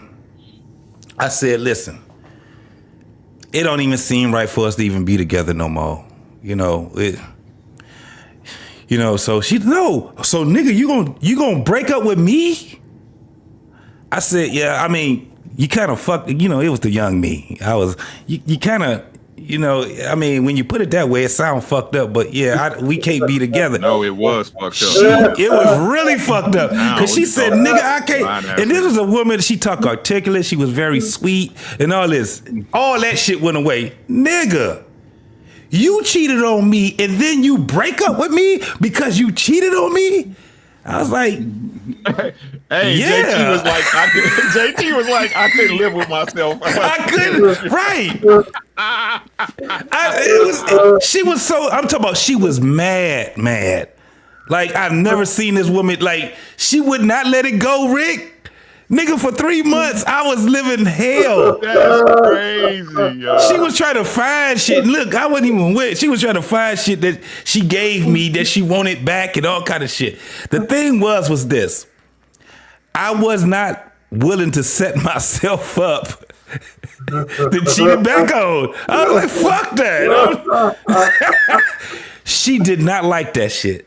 That shit crazy. That was the craziest thing about me, and I'm telling you. And I used to always, and I tell people now, if any woman that broke up with me or I broke up with them, let them tell you. They all say the same fucking shit. The same shit. That nigga, yeah. Once he cuts it off fast. I'm like one of them niggas. I'm like, well, I'm not about to sit here and have to suffer in this motherfucking relationship, especially after being married and divorced. I don't do suffering. That's crazy. I don't do it no more. I hear you though, but that's crazy. That nigga, I broke up with her, and when I'm talking about to this day, that shit was probably 30 years ago. If I go over there and I see her on Facebook, I'll be like, hey, what you doing? She like, nigga, how did you get on my dick? And she will delete me. She will block me. She like, fuck you. They keep breaking hearts. That's crazy. She was like, look, I'm like, we was 17. Fuck you. Fuck you. She probably done went back to other boyfriends that did all kind of shit, cheat on her. And she was like, that nigga right there, I can't stand his guts. You didn't ruin that woman. But it was because it was, during that time, it was more like, I kind of thought outside. You don't think outside the box now. That's not thinking outside the box anymore. Most niggas, if they smart, you cheat on your woman and y'all was just going together, nigga, it's over.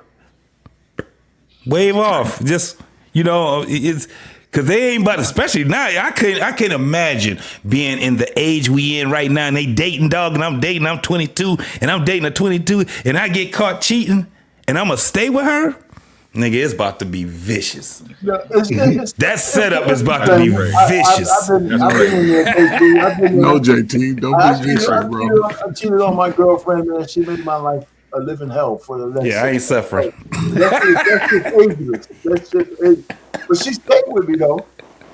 Did you marry her? Huh? Did you marry her? No, that was you did the right thing. That was the right choice. Did you say that they live together? Because that get back is something different, bro. She got me back, that's for sure. Did she do the Dear John letter on you? No. Hey, and y'all crazy. It's one of those passive things, man. That's why I said I'm gonna be real quick. My little thing of when I was free, I got all the experiences I ever need for a lifetime. All of them, just all boiled into a little short 9 years. All of it. Baby mamaism, cheating on a wife, girl cheating on you. The older woman, the whole nine. I got the whole gambit and shit, man. I'm like, I'm a well-rounded man.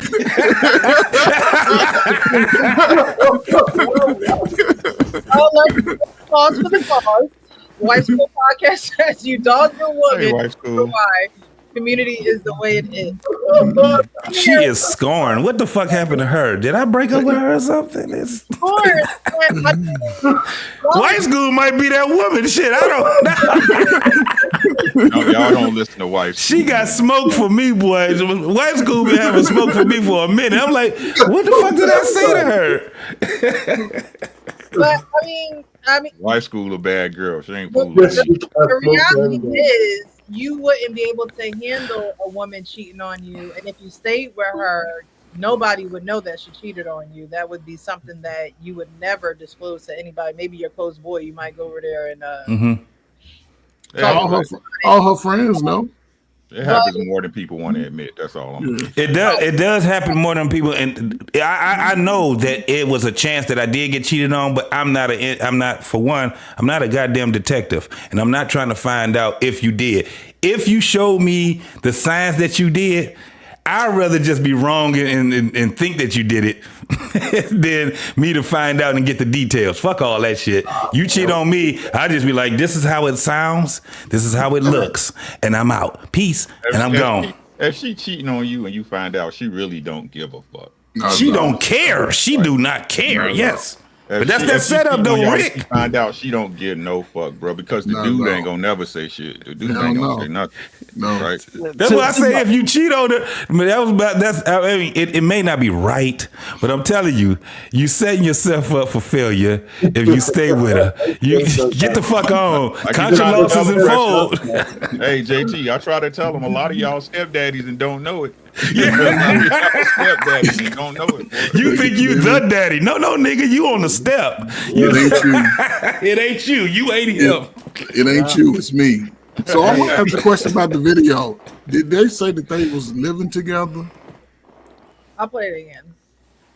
I didn't know because it didn't sound like it. They didn't mention it, Christopher. I don't think. That's old boy. Dear Leon and Zach, I've been with my girl for years now. She's solid, like ride or die. Held me down through everything. She's been saying for a minute that she wanted to get married, settle down, and build something real. But I wasn't ready.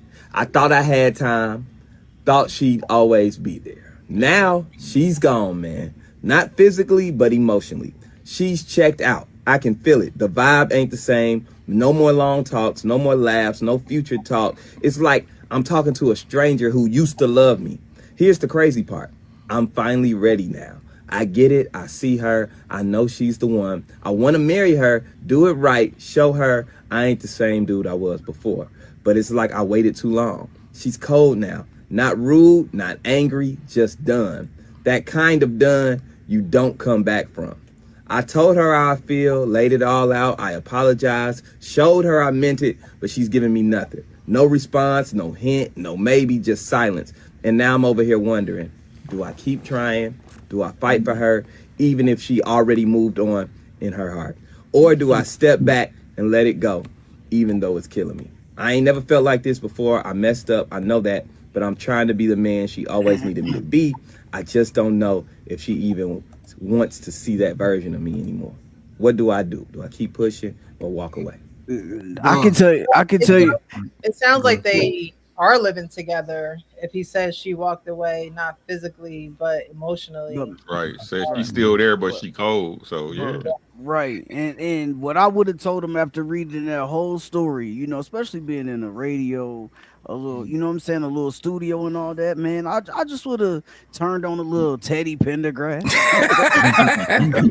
I think you better let it go. You better let it go, baby. You feel me? Looks like another love TKO in that motherfucker. You lost. It's over. No, the only way he can win this is leave her and upgrade, and she see it. Yeah, that's it. You can't stay there, man. Quit loitering. Stop loitering. but see, to your point though, this is where that mentor come in. Young brothers, find you somebody that can give you the truth about what you need to do. Go find you somebody to sort of shake that foolishness out of you right now, because right now you're sort of playing behind the 8 ball. And this is what I speak to all the time. We may find I would think that they probably in their 30s, right? Mm-hmm. She's at the age where they think they want to get married. I want to get married. And it ain't just for marrying for him. It's so she can go and tell all her friends, see, I got married. And now I think he's matured now, but he's played house too long. He would do himself a disservice, like everybody said, if he marries her. He already said something about, do I let it kill me? So you already getting in your feelings to a point where you getting outside of your true self. Mm-hmm. He has to sort of like cold turkey this woman. I'm serious. It may seem bad, you know, as it relates to the women, but she ain't gonna really think about him because she's checked out mentally. I would fair to believe that somebody else is over a pound town in that already. Yeah, no doubt. Because women just don't not move around speaking to you like you ain't in the same space. We do. Real quick. Why do men all is it the go-to that he just has another man because you don't want to face the fact that you're not the man? Because it's not always, like the Wife School podcast said, women don't always have another man. In the video, it says she was his ride or die. She was there through everything. Before, you know what I mean? So it could be to a point where we just don't want the same things. and it doesn't necessarily have to be another man. I'm not going to continue to waste my time with you. That doesn't mean that there's a next. A next probably will come. Okay, for sure. I can agree with that. It's not that I always hear men always saying, well, yeah, she probably got another one probably took her out. Well, that's an easy thing to say. That's easy though, but you're right though, Precious. It doesn't have to be that. Right. But when women like a man, they like you. They don't want to be dealing with a whole, unless she just ratchet trash, ain't no good. But when a woman likes you, she likes you. She want to be with you. And if the harsh reality sets in that she can't be with you, then a smart woman would cut her losses and just cut you off altogether, because it's going to torture her that you're not where she expects you to be or where you would want to be in your life. And so instead of staying around, she going to keep moving. But it's not always that there's another man in the picture. Again, majority or minority when it comes down to that's not the issue, that she got another man. Is that the majority of women or the minority of women? I guarantee she got a work husband. I think it's the majority. Honestly, I think that's the excuse. The majority that just leave a man and there's no other man in the picture.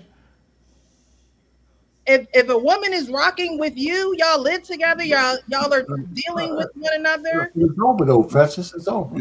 Yeah, it's over. It's over because you're not ready. It has to be over. Okay, so she's going to leave, but he's asking you. We say it's just for another man, but sometimes it's for another man. So is it the majority that's not for another man, or the minority for not? I think majority is not another man. Shit. I think that's the excuse that men tell themselves, because it's just like, oh, it's another man, so I don't have to really look at myself and wonder why the hell I wasn't ready. I don't have to look at myself. So Precious, do you think that just come out of? Do you think that came out of thin air, or do you think it comes out because this is the thing that we look at with women? Y'all take the what do they call it? Attention as currency. Currency. It's another nigga look right. So we look at it. I don't like that nigga. I don't care how much attention he's giving me. That nigga, y'all, it's not, y'all don't get shit. Y'all get shit in bulk. Y'all don't get shit by one apostle. Y'all get shit in bulk. So the attention for women, they like is more currency when they get it in bulk. Wherever I go, I turn. It's not a parcel. It's a bulk of parcels. No, y'all deal with people in bulk because you're wired to do that. You're wired to freaking spit out a baby. Boom, boom, boom, boom, boom. Yeah, but most men don't have it like that. But we don't have it like that. Y'all do. That's the difference. We don't have it like that. We would like that. Y'all get that attention. Yeah. Well, y'all are initiators of attention. So if you don't have Look, we got our issues with it. What I'm saying is this: it didn't come out of thin air. It comes out of because women, when y'all put the makeup on and the hair and y'all can sit back and think that you're lying to dudes, but we see it. We out there, especially when we out there touching grass. We see it. We be like, damn, dudes like myself, I would talk to women and they was sitting there giving me all times of the day, right? And then I'd be like, you married? They be like, yeah, I'm married. And I'd just be thinking in my head, if I was your husband, I'd come here and yoke your ass the fuck up. You over here talking that random ass nigga in that club and getting drinks and dancing with this nigga and talking all kind of sweet nothings. Hey, JT, stay on this guy though, right? I'm talking about a woman who is into a man. He's not ready. A man is thinking, oh, well, she got somebody in the cut. And it's like, that's what we said. That's what we said. That's not what he said. That's what we said. Yeah. That's not what who said. The guy who read the scenario. Right. That's what y'all said. But that's why I stopped the conversation and said, but question, does it make sense for her to be able to turn him off and she wants to be married? She doesn't want this guy no more, but she wants to be married. So there was a reason. There was a driving force for her to say this ain't the guy. So she's either have to have the feelers out. But She you has to have the feelers out for the guy that you want. No, you guys initiate relationships and marriage. If a man is not ready, what is a woman to do? Stay there? I didn't say she needed to stay. But she's still there though. She turned off from him, right? She's Because still he got ready. He got ready, and she And turned did he him ever off. ask her? He's coming to a radio station to say, "Okay, I'm ready now. What do I do?" If you ready, Okay, but what I'm saying is she cut him off. He's presented his case. He's presented his case, and she's turned it down. Like Usher and JD said, I think that you should let it burn. Girl, I'm tired of playing games. Girls, I can't even think. So what I would tell that guy to do is he asked me, what can I do? I said he should move on. And I would tell him to get in the. I would tell the man to get in the cut as soon as he can somewhere else. Yeah, but then he's not going to be ready for that. Man, a woman's fair. Yes, he will. No, I'm not. He won't be ready for it. Just to get. He has to get there. He's got to break that hold on the old woman had for him. He's got to break it. He's got to get in the cut. Because the worst thing for a man to do is lament over a lost love. You can't be lamenting over that shit. She left you. You got to get into the cut right away. Not serious, but get in the cut. Break that hold. She left him. Yeah, he was playing games though. No, she didn't leave. They listen. If I would think that they together, she's checked out mentally. No, she's cold to him, right? Right, and listen. And here's the thing, and this is why you shouldn't play house, folks. If you're gonna do all that, live in your own spot. Get your studio. It's so much easier. Yes. Just live in your own spot. So because listen, man, this is easy. When you skedaddle, yes, get your own spot. Because again, he evolved into I wasn't ready. I want to get married. Now he's presenting his best case scenario to her. He was wrong, guys. Right. God damn it. But he was trying to give her everything. Listen to what I'm saying. So, okay. You heard cut that shit. You heard the slime bag shit, right? They talking this. What they talking is slime bag shit, right? Slime bag. Okay. Right. You gotta go. When you gotta go, he said it himself, right? She's a ride or die, right? Mm-hmm. You gotta lock that down, my boy. Come on. Like what are we talking about? Let's keep it being. You gotta lock it down. You trying to send her back to the streets? You said yourself she a real one. We didn't say that. Yeah. You're right. Facts. So again, like I said, right? If that was the understanding y'all had, especially if that was the understanding she gave you, look, I'm looking to be married, my boy, right? Mm-hmm. And you because if she got cold on you, I'm just this is just my perspective. The women I deal with, right? If she got cold on you, that means you broke that promise. Yeah. You wasn't a man of your word. You ain't make it happen when you said you're supposed to make it happen, right? So now she like, fuck you, right? I ain't gonna move. She ain't gonna compromise. No woman's gonna compromise herself to just, they not gonna do that. She'll sit and slide. And I ain't gonna say slide, right? I'm gonna say she gonna sit, she gonna stack her little paper, right? Make her moves in the background, and then one day you gonna come and it's gonna be you whole boxes there. That's how it's gonna go. Check. Right? Yeah. It's real. Like no woman is gonna sit around after y'all discussed and had these conversations and y'all living together and y'all commingling your lives, and then you want to be out in the streets fooling around and and then come back like, oh, now I'm ready. Hey, and then you know what's facts. So, and you know what, Coach Ferg said. Let's just say they was 30 or whatever the case may be, right? She did what she was supposed to do. Like, you know what I'm saying? She did what she was supposed to do. Time for me to leave. Time right. for my service to be out. That's why you don't live with them. It's not even. Hey JT, it's not even just that though. We tell them all the time that they wasted their youth on the wrong person. Yep. We tell them all the time that they wasted their youth on the wrong person. So if he done told her like, okay, listen, we gonna be married in 6 months. I want to marry you, but you know, and that ring didn't come when it was supposed to, and she got cold on you, and she said, you know what? Gotta shoot the deuces, bro. Like, I'm sorry. And You know what I'm saying? At that time, she already done checked out on you. It's over. And There's nothing you can do. Job at this point to initiate what goes on. Yes, up to you. Yeah, you gotta definitely initiate that shit, man. No you doubt. sitting up there talking about, again, if we taking a general aspect that y'all in the same crib being around each other, right? You gonna sit up there and take that? You see what I'm saying? On both sides. Like I said, I understand how women move. I don't think it's right that she would sit up there and stack, but it's what will happen. You see what I'm saying?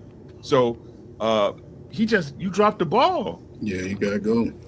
Yeah, you can't be in your 30s. This is the thing. You can't be in your 30s. What I was speaking it was from a very young me, right? So when you ready. So yesterday, JT? Yesterday? Shit. I'm so man. This is the craziest part.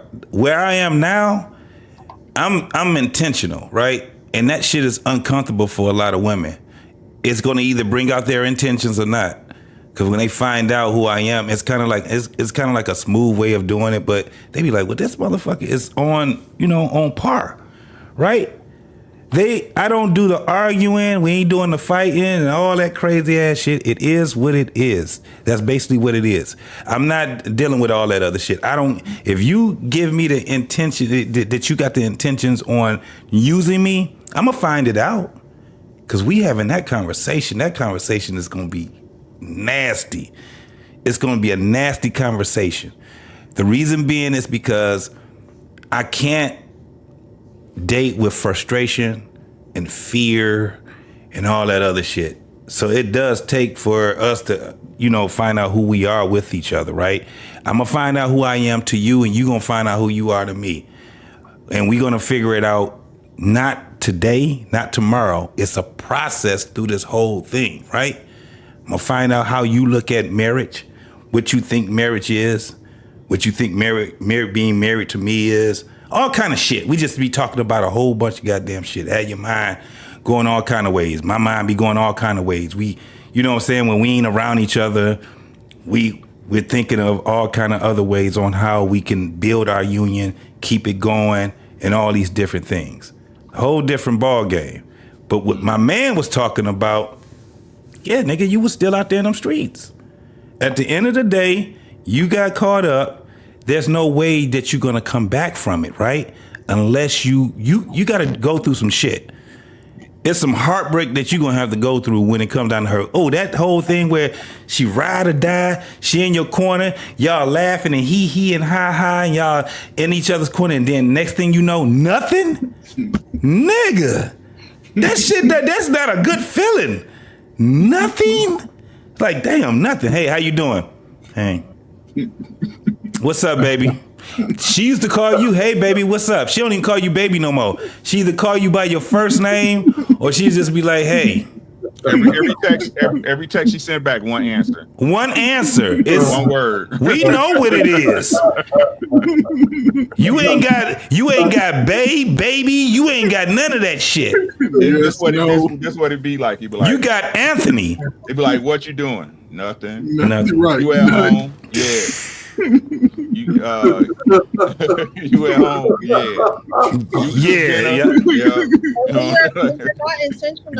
When men are intentional, you don't know how to necessarily bounce back from that. It's like, all right, I'm gonna just cut my losses and go on to the next person. But in your mind, you're thinking, well, what did I do wrong, and why didn't she want to talk to me? And like, you are still thinking those things, but to put into action an action plan on how you're going to bounce back, I don't think a lot of men actually make an action plan on how to bounce back. No. Because depending on how young that dude is and what he look at it, man, some dudes be like, I'ma cut my losses. Fuck all that. Our big action plan is like, look, he going to have to get him another piece or something. Yeah, you got to get the piece to get the egg out. You got to get over that thing, man. It's not a good action plan. But no. Listen.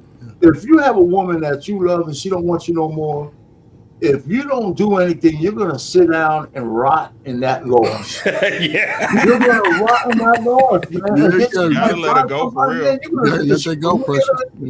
You gotta Gotta go let her get go. that That's shit just off a your fact. mind, man. And the only way a man can do it is get in the cut, right? You don't have to marry the next girl. Get that shit out. Say, okay, listen, at least I don't have to be sexually tied to this woman no more because I'm getting over it. That's It sound bad. Oh man, it sound bad, but that's what That's it true, is. though. Oh, That's What true. you got? What you got? I believe.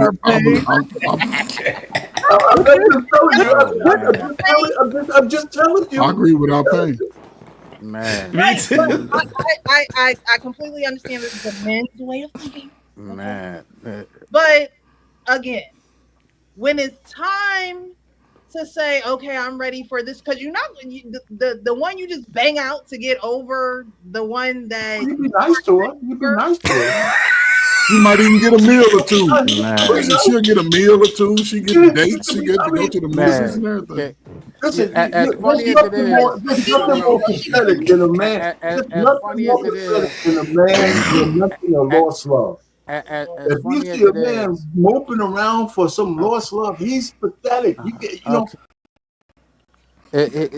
but as funny as it is, man, as funny as it is, yo, it's a pathetic outcome as well to go ahead and just bang somebody out and fuck somebody else up. That's crazy. No, you don't have to man. Come on, man. You're going to extreme. So y'all saying It's and fucked up. he'll cultivate a situationship to get over the relationship that No. he wasn't ready for. Not at all. No, I won't cultivate shit. No, Ain't no cultivate. That ain't what he trying to do. That's not the mission. What I'm telling you is, you tell the lady, listen. There's no growing. There's only one thing growing. I'm getting over a relationship, so I'm not going to get back into another one. But we can hang out tonight. I'll buy you the dinner, blah, blah, blah. If she likes you, and she might be looking for the same thing you do. No, it's not. Stop. If you don't make it clear, that's some fucked up shit. Bro, it is, but it's what it is. No, Sean. it is what it is, Sean. But the point is, this is why we continuously go through the shit that we go through. Hold on, Sean.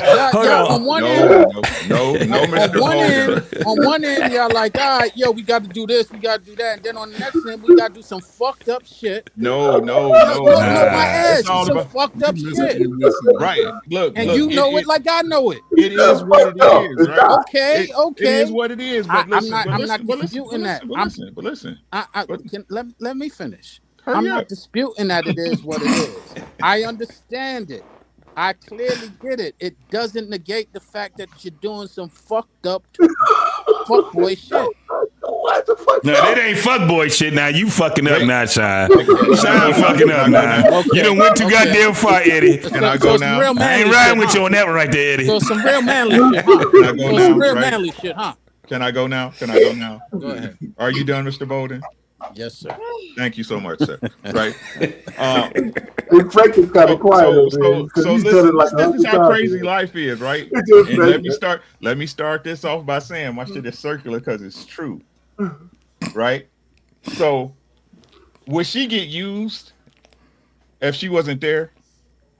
The new chick, the lay, right? The little chick I'm banking with. The sneaky link. Hold on. Could I hit her, right? Could I hit her if she ain't let me hit? No. Not without the R word. Right, exactly, right? So again, right? Because this is what happens, guys, right? You be out there in the streets and you be like, as soon as mama say I can come home, I'm taking my ass home. Would that be a hate fuck? No, it's all depending on the chick, right? It's all depending on the chick. Right? It's all depending on the chick. I'm just keeping it thorough with you. You want me to lie to you? I can lie to you, right? Well, Uncle Rick, right? Could she get hit if you didn't? If she didn't give it up or whatever? But just think of it like this: she's coming into it thinking that she met this nice guy. No, she's not. Precious. We're not.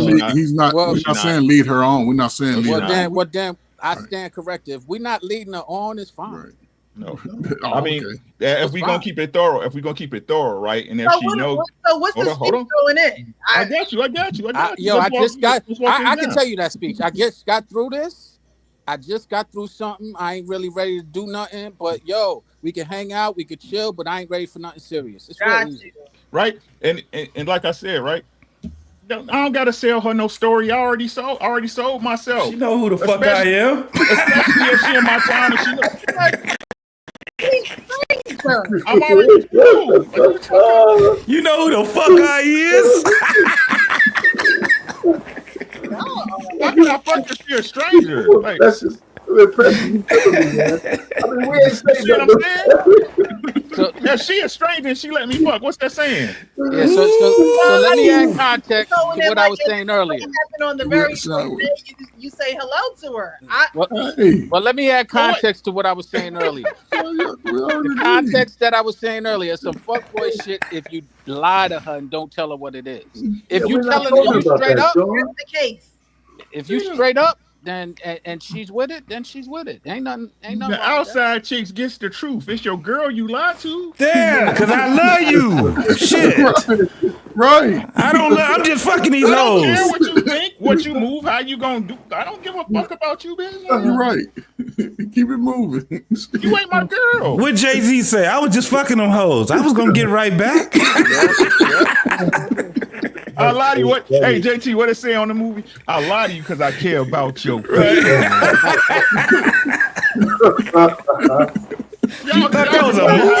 want this the truth. Y'all keep going. Listen to that. Love you. Look, love is in there. That's what gets you through. That's what y'all don't understand. Love is what gets you through. Right. This is how it goes. This is how the game goes. Yeah. Right. That's why it's just good to just be your best self with each other. That way y'all get the best and y'all ain't got to go through the scratches and the bruises of it, right? But if you want to play the game, we gonna play the fucking game. Right. Say word. Mm-hmm. Right? So again, I don't have to sell myself. They see me. Why you think they on deck, Precious? I'm going to work and coming home. Why you think they on deck? All I got to do is step out outside of my normal schedule and there's some chick trying to give me butt. Yeah.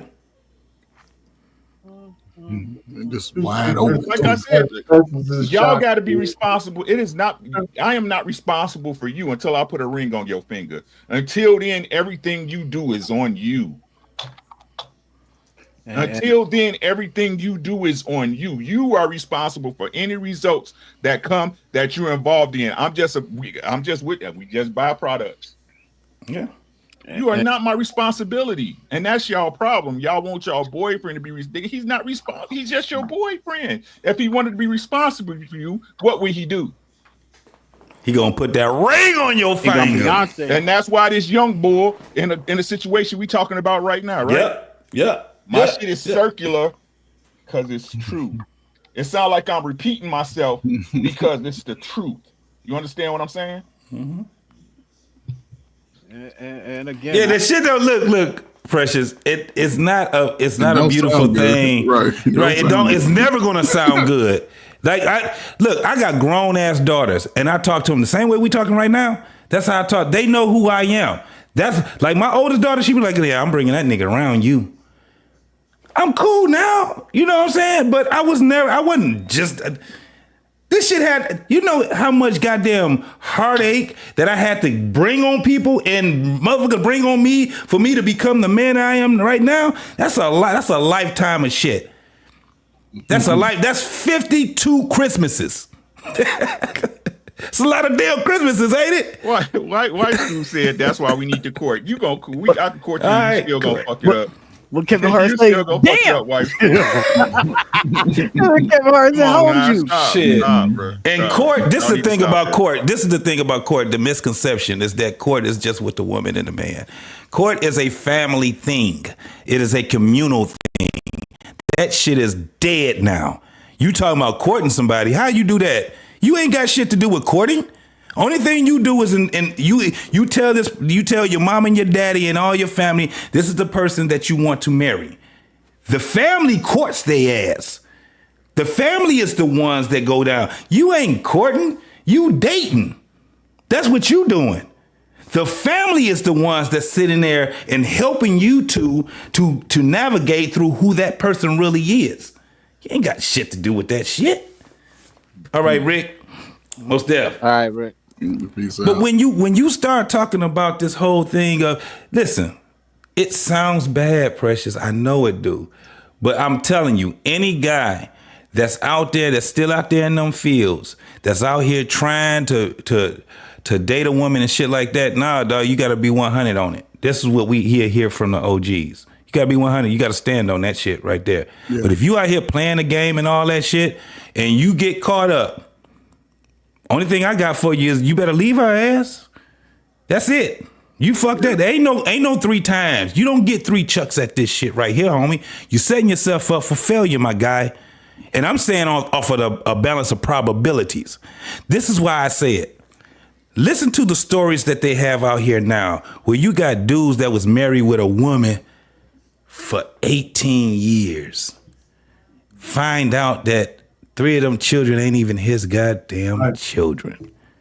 And he's sitting here talking about staying and sticking it out. I'm still their daddy. I'm still going, nigga, you look goofy. She ain't just cheat on you because you didn't do shit, nigga, because she knew what you was. We hounds out here when we just getting out here being young men. But we end up leaving the young man shit alone. That kid in us, that nigga gotta die when we start being adults. We can't take that shit along with us. We can only take on the experiences and what we learn from those experiences along with us. All that shit that we was doing, what they used to call it, sorting your royal oats, so crazy ass shit like that, and having the boys, and it's all that shit. Yeah, it's bullshit for the most part, because you can't bring it with you in adulthood. Being a man, try that boy shit as a man and watch what happened in your ass. You gonna be in somebody's prison or in somebody's cemetery. Yeah. That shit crumble. Precious, or you got a colostomy bag on you. Oh, he said great. Precious, you raised a great point though, right? Because I think I could have heard you when you first started saying you don't really have a plan until it's too late, right? A guy that has a plan, he's gonna move just like our pain. This guy didn't have a plan going into it. He thought he could just play girlfriend, boyfriend, and whether or not she gave him, had those conversations. That's what they do. We don't have the conversations till after we done already got past the 3 months of having good sex. Mm-hmm. Instead of having conversations early enough before we start doing all that to say, hey, what are your intentions in 2 years? Because I believe 2 years is a good time. I know your feet stink. You know I snore. You know all that. You know what I'm saying? But those conversations are not had on the regular and checking in. Hey, we 6 months in. What you thinking? I seen this dress. I like. Yeah, I like blue. You know what I'm saying? You get, but we don't do it. So now she saw how he was moving. She just responded accordingly. Now he's playing with a plan. Now he got a plan, right? But like we saying, in order for him to execute his plan, he sort of has to dismiss her, get away from her, because she's already gone mentally. So he's fighting a brick wall trying to get her to come back into focus. She ain't focused on him no more. She gonna ride that little wave. So it's best for him to move away from her and to get over that. It's like he can't carry her into someone else. So he has to have a buffer in between. It's just the process. Listen, he has to have a buffer, because if he takes that into the next woman and say, I want a relationship and I want to get married, you're gonna repeat the same thing. Well, that's the thing though, because I don't know if necessarily he should separate himself. Like Arpain said, women do have a switch. However, if this woman was fixated on him early on, she's turned whatever, and now he's saying that he's ready. Being ready means you are going to deal with what's going on at present time. See, I think a lot of times with men, if everything's not smooth and everything, no waves are being made in the pool and things of that nature, y'all are good. But when it comes to having those tough conversations, fixing the muddy waters and things of that nature, I think he really does want to make it work with her, and he wants the advice on how to, because a lot of men don't know how to deal with a woman who actually stands on her boundaries. And y'all can deal with a woman who don't give a damn about her boundaries and just crosses them whenever she wants and don't stick to nothing. But as soon as a woman sticks to her boundaries, it's like, oh, why me? Nah, we gave him. Hold on for a second, Precious. We gave him the advice. He said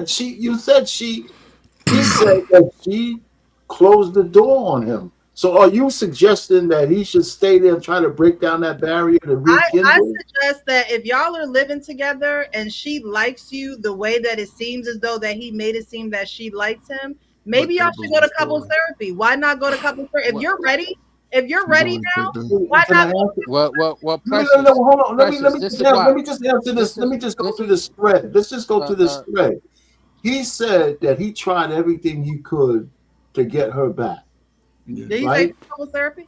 No. Well, I don't. Well, he didn't say he wasn't specific about what he tried. But let's just say he didn't do that. But he could have. We don't know. He didn't say that.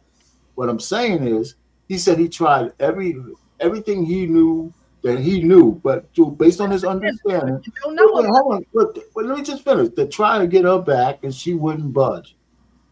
If I'm gonna marry a woman, I can't beg her to come back to me.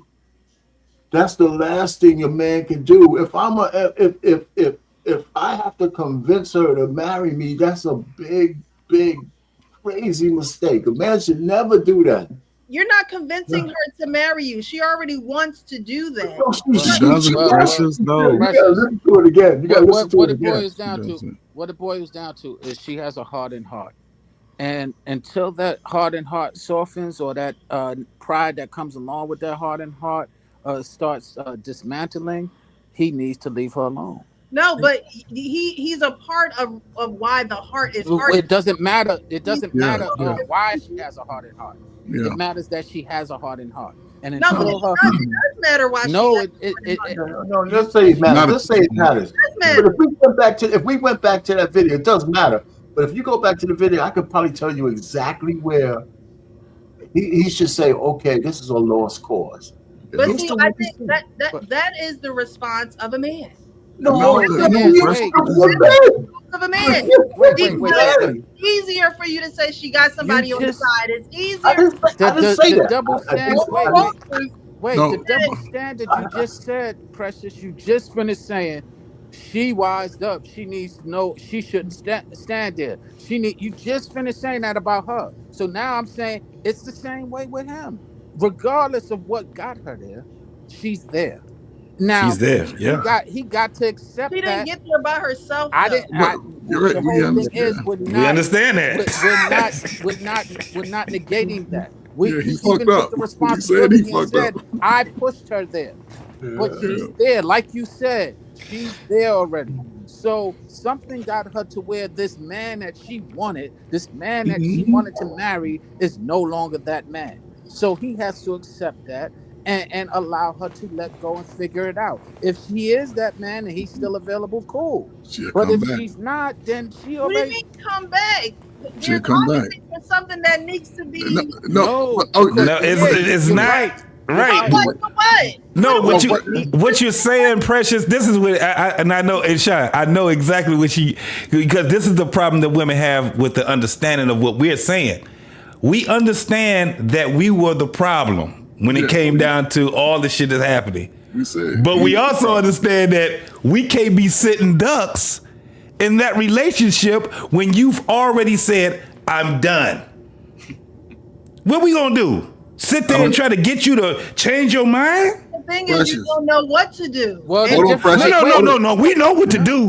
What to do is you get out of there.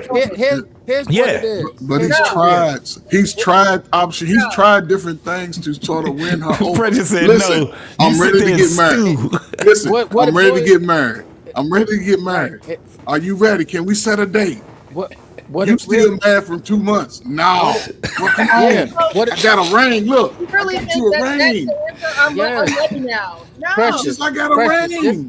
Precious, this is the problem. 3 carats. Precious, this is the problem. When y'all get, this is the problem. When y'all get hurt, y'all don't trust. And that's that hardened heart. And so he's telling you the truth. I want to do it. Now you're not believing him.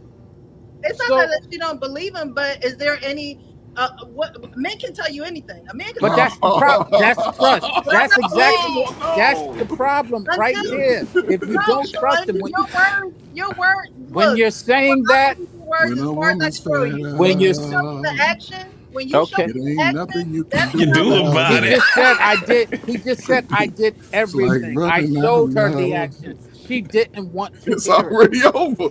The Precious, we know. We heard the songs. No more. We heard the songs. He gotta remove himself so she can either learn to appreciate him and say, you know what, I do trust you. Yes, that's the point. That's why we leaving. Get the hell on. He got to go. He has to leave. See, you see how complicated the conversation ended up being? The easy part of it is you got to leave her to her own devices, my guy. Exactly. You already left her to her own devices. No, hold up. No, he got to get out that house. Devices, and that's why she is where she's at. Yeah, we understand. We said okay, but he got to go. He wrote it out. When we met, our first 6 months, Precious, you ride or die. You show up to my basketball games. We hitting the club. We hitting the hookah. Your girlfriend's throwing a birthday party. We there stepping. We doing it all. But we doing it 2 years in.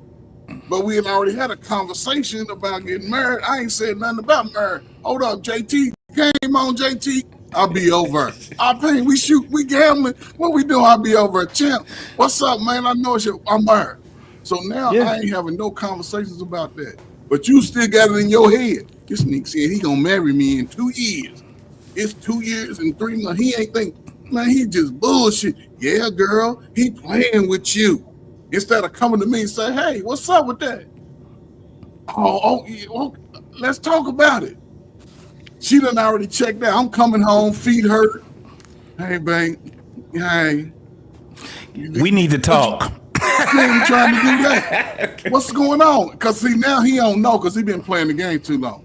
Well, that's his problem. Hold on. Can we have a conversation? That's what we just said. That's your problem. That's why he got to leave. Yes, he got to get away from it. He's in a war zone that he don't know if he's not cognizant. He's in a war zone. Let me simplify it. You don't believe him. You don't trust him. But when he leave, you will believe him because he said, all right, I'm going to go. And you believe him when he's gone. Well, he's leaving because obviously he doesn't want marriage. Listen to what I just said. No, that's what he said he wants. Now he is showing you the action that you just asked for. Mm-hmm. He said, yo, I'm trying. He told you already, I'm trying. I want to do this seriously. I want to, I'm trying to do. You're like, no. He's like, all right, well, then I'm going to have to go. And he leaves. My question is, right, when a man says, okay, I'm ready now. I'm done. I'm done fooling around in these streets or whatever the case may be, right? A woman is supposed to say, after dealing with whatever she dealt with, him not being ready, him not being intentional, is she now supposed to say, okay? Yes. Or guess what? This is the thing. What you just said, because she ain't going to leave. So what he would do is say, I'm going to do it for you then. I'm going to get out your way. So if he asks you to marry him and you sit back and say, now what you gonna say? If you're not gonna say okay, hold on. I just want to get this one part out. If you say, because you said, what am I supposed to say? Okay. So what do you say then? If it's not gonna be okay? We need to go to couples counseling. Hold on. But you keep saying couples therapy, but he said that when he was ready, he went back to her. He said, I tried everything. He didn't just say, okay, I'm ready, marry me. He said, I tried everything to get back in her good graces. And she said no. So it seems to me that was a process. It wasn't my thing is, what is trying everything? Because again, I really don't. I really don't know. I'm saying it could have been therapy part of it. We don't know. That wasn't part of it. We don't know. But let's just say what. So let's do the what if. What if it was? What if he did ask her to go to therapy? Right. Okay, then bye. So right. Right. Thank you. No, but you are not about to be the author of Bye. Damn that. Why? I'm going to be the author. That's why I just said that. Look, guys, what I say, you cheat on her, you better get the fuck on, because we got to go through all this whole fucking rigmarole, and now you want to be the author of saying bye. I'm gone. I'm out this bitch. I told you. Now look, Precious, now this is the funniest thing. I swear to God, that girl can't stand my ass, and we was 17. Hold on. I get it. I'm saying, but that girl couldn't stand me. We were 17 years old. She's still mad. And she's still mad at 50-some years old at me for when I did, because she wanted her get back. About rigmarole, we got to go through a rigmarole. If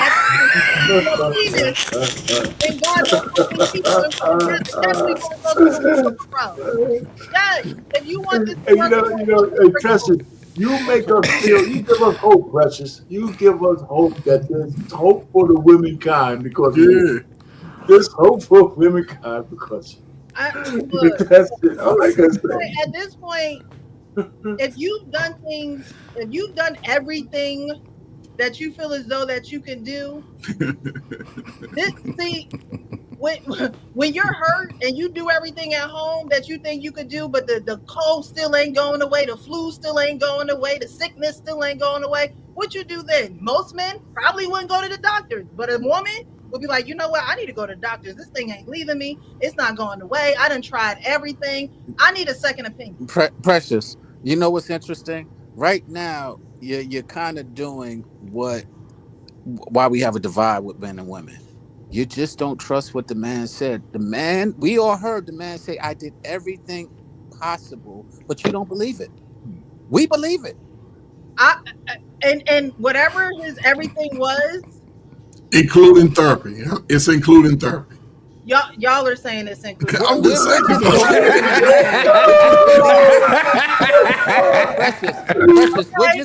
Because if they went to therapy, a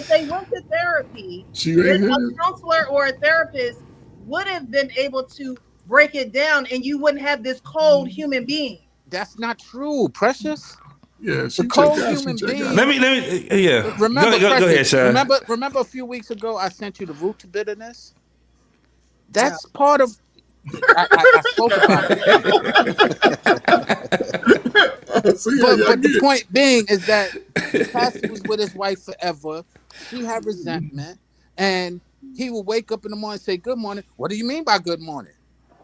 They already went to therapists. They did all of that. She just did not release that bitterness. She didn't release that hardened heart. Now he was married to her, so he continued to do it. But most of us are like, you know what? I've already done what I can do. It's up to you at this point. Yeah, it'll be easier for him to cut his losses now than to try to force that hand in marriage, and she marry him knowing that she's not wanting to be with him.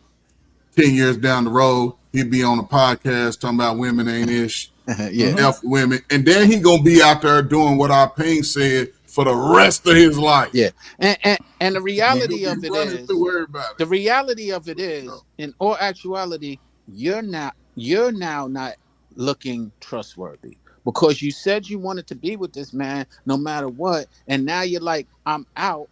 He's like, okay, I believe you. And either you are going to soften up and be like, you know what? We did go through our things. I am ready to. Let's go and let's do it together. Or you're now full of it. Because all of this stuff that you was going to stay with him through thick and thin, ride or die, you're now reneging on.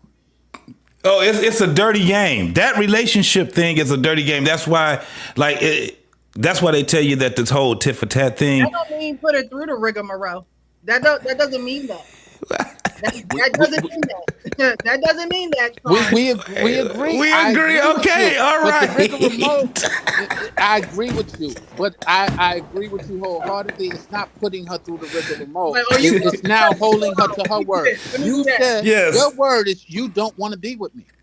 So I'm gonna hold you to that now. No, she doesn't want to be with the lack of good decision making. Okay. Yeah, so he's going. But the thing is that he'll say, "Okay, well, I'll oblige it. I'm gonna let you go." So now he don't got a good decision when he said, "I want to be with you." That's not a good decision now. No, that is a good decision. But But men usually make that decision when women are like, "It don't matter. He made it now." No, it matters. We're going. Okay, it matters. I it's agree, a cold but the point game. being is if let's just say genuinely, honestly, transparently, he's telling the truth. You're just not believing him. Now, if you're willing to say, "Hey, I'll work it out and I'll try it out," once he lets you go, you'll come to your senses and be like, "You know what? I miss him," and you'll want to talk again, and you'll soften your heart. And cool, and he will still be willing to hear you. Let that shit go.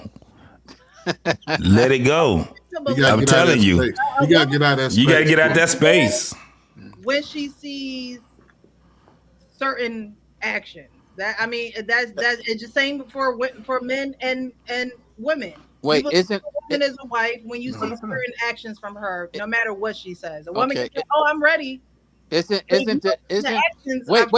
The action when he never said he was ready. That's an action. He's now saying, "Yo, I'm ready. I'm ready to stop all my foolishness." Not being ready is what got them there. Now you just using the words "I'm ready" with no action. Precious. Let that shit. That's why you gotta let it go. You gotta let that shit go. It's not rain with the therapist. This guy did everything he could. He did everything. He got a better job. He went to therapy. He gonna clean it up. He just gonna clean it up with somebody else. That's all. He just. I'm ready, and that's fine. And and I'm sure she'll probably be okay with that, because at the end of the day, if it's not me, it's not me. You know what I mean? If she a baby mama, she ain't gonna be okay with it. I don't know. She gonna be like, "Oh, now I get the old dirty part of you." No, this is what happens. I get the old dirty ass part of you, and now you Mr. Home economics with this broad here. I got the old nasty part of you. You know what? Screw you and her. And I don't want my kids to come over there either. That's right. You can't see the kids either. He gonna get the same thing you got in 5 years. No, nigga, don't call me. Don't DM me. Don't do nothing. Stop harassing me. That's the same thing he gonna Listen, I was like, we were 17. I don't give a fuck. Now, You hurt me. I hear you, Precious, but I mean, the example you have, the example you just gave, that video says, if the guy didn't say all the stuff he said, you might have a point. But you can interject those points, but you're adding stuff to the story. Because we're just assuming he did a lot of begging, a lot of stuff for this woman, and she said no. I mean, I've been there. When a woman says no, it's like no coming back. It don't happen often, but when a woman turns that switch off and you can't turn it back on, yeah, that's it. No matter what you do, you don't. I mean, I don't think women understand how hard the gravity of that. You just don't know how to. Yeah, that may be true too. So we gotta let it go. We gotta move on. Right, we gotta move on. We might not. Y'all would rather move on than to Wait, Precious is like, nigga, you can't leave. Wait, hold on. Precious is like, nigga, you cannot leave and you can't stay. Like, what you want me to do? Figure it out. You started this shit. You can check out any time you want, but you can't leave. You can welcome to the Hotel California. See, here's the thing, like they saying though, I would assume that, let's just say that he's either paying half all of the rent, right, or whatever, right? She's not gonna technically say leave. She's just going to continue to give him the cold shoulder for the next 2 or 3 years. Probably won't even give him no cake. So now he's walking around on ice in his own place. He's trying to check out, gauge how she feel. How you feeling? I'm okay. Hey, babe. No way. And he said it at the end. Hey, babe, you want some coffee? At least one Murphy jam, man. But what one Murphy? Yes, Alfred called it. What you call it? Alfred, you gave it a name for a little angry. But hey, listen, but Precious, he said something very unique at the end, right? What did he say? He said, it was at the very end. He said, I'm in. What what he say? Like I'm over And here Zach, myself. I've been with my girl for years now. She's solid, like ride or die. Held me down through everything. She's been saying for a minute that she wanted to get married, settle down, and build something real. But I wasn't ready. I thought I had time. Thought she'd always be there. Now she's gone, man. Not physically, but emotionally. She's checked out. I can feel it. The vibe ain't the same. No more long talks, no more laughs, no future talk. It's like I'm talking to a stranger who used to love me. Here's the crazy part. I'm finally ready now. I get it. I see her. I know she's the one. I want to marry her, do it right, show her I ain't the same dude I was before. But it's like I waited too long. She's cold now. Not rude, not angry, just done. That kind of done you don't come back from. I told her how I feel, laid it all out. I apologized, showed her I meant it, but she's giving me nothing. No response, no hint, no maybe, just silence. And now I'm over here wondering, do I keep trying? Do I fight for her, even if she already moved on in her heart? Or do I step back and let it go, even though it's killing me? I ain't never felt like this before. I messed up, I know that, but I'm trying to be the man she always needed me to be. I just don't know if she even wants to see that version of me anymore. What do I do? Do I keep pushing or walk away? Exactly. Jody got your girl and gone. That shit that I get, every time I keep hearing that shit, the way that he's saying it, she has another man's interest. Exactly. And I was going to say that earlier when you were saying, why is it always when the white school, when why is it always another man? It's not. But what he just said, it absolutely It's absolutely right. It's not always another man, but what you hear there, that's another man. what you hear there, that's another man. I don't care what nobody say. That right there, that's another man. Yeah. That's another man. And it might not be to where she went to with the other man yet or whatever the case, but she's interested. She is definitely open.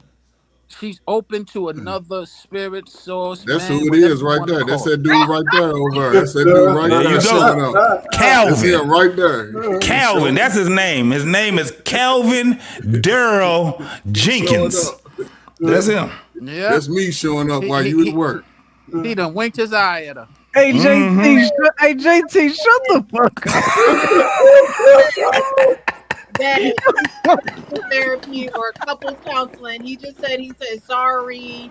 He tried to talk to her, things of that nature.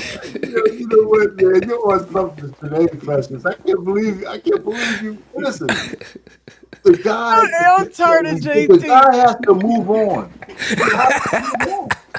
You gotta move on. I don't disagree with that. What I'm saying, I bring that up to say that men really don't know how to deal with a heartbreak. I'm muting both of y'all, class clowns. Sorry. Men don't really know how to deal with heartbreak. Men don't really know how to deal with a woman if she's not sucking and clucking and doing all of that. Y'all really don't know how to deal with a woman when she's in that mode.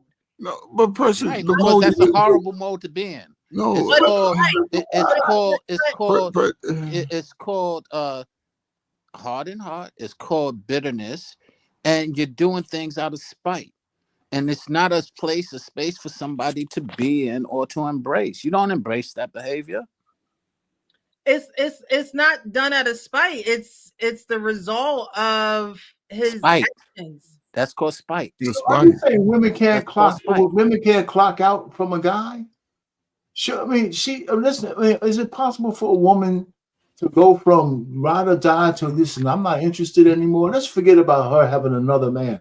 It's possible for a woman just to fall out of love, right? To fall out of whatever it was. Because she ain't riding and dying no more. She ain't riding and dying no more. Is it possible for a woman to fall out with a guy that she used to be like that? The answer is yes. There's a reason, right? There's a reason. Yeah, I mean, even if there's a reason. It's not like one day she loves you and then the next day she don't. There's a reason. He gave you the reason. He gave you the reason. He wasn't ready. He let her on past her point. She's justified to move on, right? Yeah, okay. But so she let's didn't just say move on. The situation. His question is, wait a minute, Sean. His question was not what I should do. He said, I tried everything to to get her back. So what should I do as a man now? Right. Because he's not opening the door. That's what he's asking the question. How could we help him? And so it's not her. He said, in the situation I'm in now, should I keep trying again, banging my head up against the wall? I'm half crazy. The blood is coming down over my eyebrows. I got knots up there. Or should I move on? And if he talked to Rich Payne, if he talked to me and he gave me that story, I said, brother, listen, that's over, and you got to get into the cut with something else as soon as you can. Yeah. And just get over that and not marry her, not all that stuff. Find somebody who can get your mind off of it, provided you're not living with her, and move on. And so it can slowly ease the pain of this loss of this baby. Yeah. The worst thing a man could do is lament over a woman for an extended period of time. Yes. It's not healthy. Yes. Well, I agree. With another person right away is not necessarily healthy either. My mama told me that. Precious, I agree with my mama schooled me on up that. Into the point of getting somebody else. That's some bullshit. But that's some bullshit. That's some bullshit. I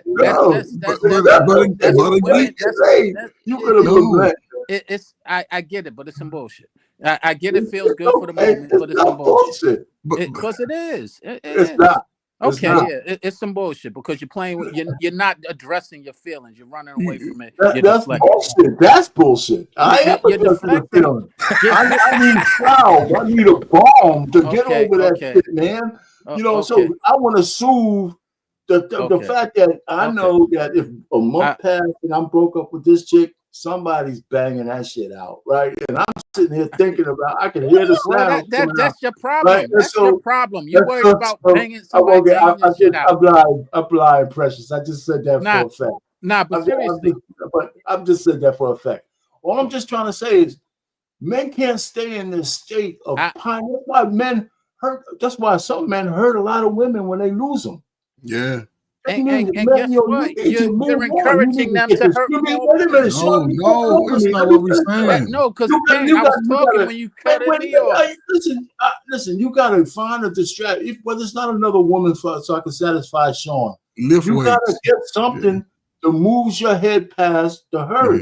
Yeah, men need to do that, man, because men know you're gonna get hurt again. Now, Payne, I agree with you with that. Like I said, the only thing I didn't agree with is your remedy of another woman, because you now my remedy, unless to the point that we made earlier, it's agreed upon, and this is something that's agreed upon. Yeah. Now again, I still, it ain't the best remedy, but according to some people, according to some now. But let me get to the point that I was gonna make. You were saying that he said specifically she's there physically but not emotionally. She should just leave. She should have just not gonna leave though. She shouldn't have been there. And if she's still being there, then she's playing games right along with him. Yeah, and this is what they do, and that's how you end the game. You leave.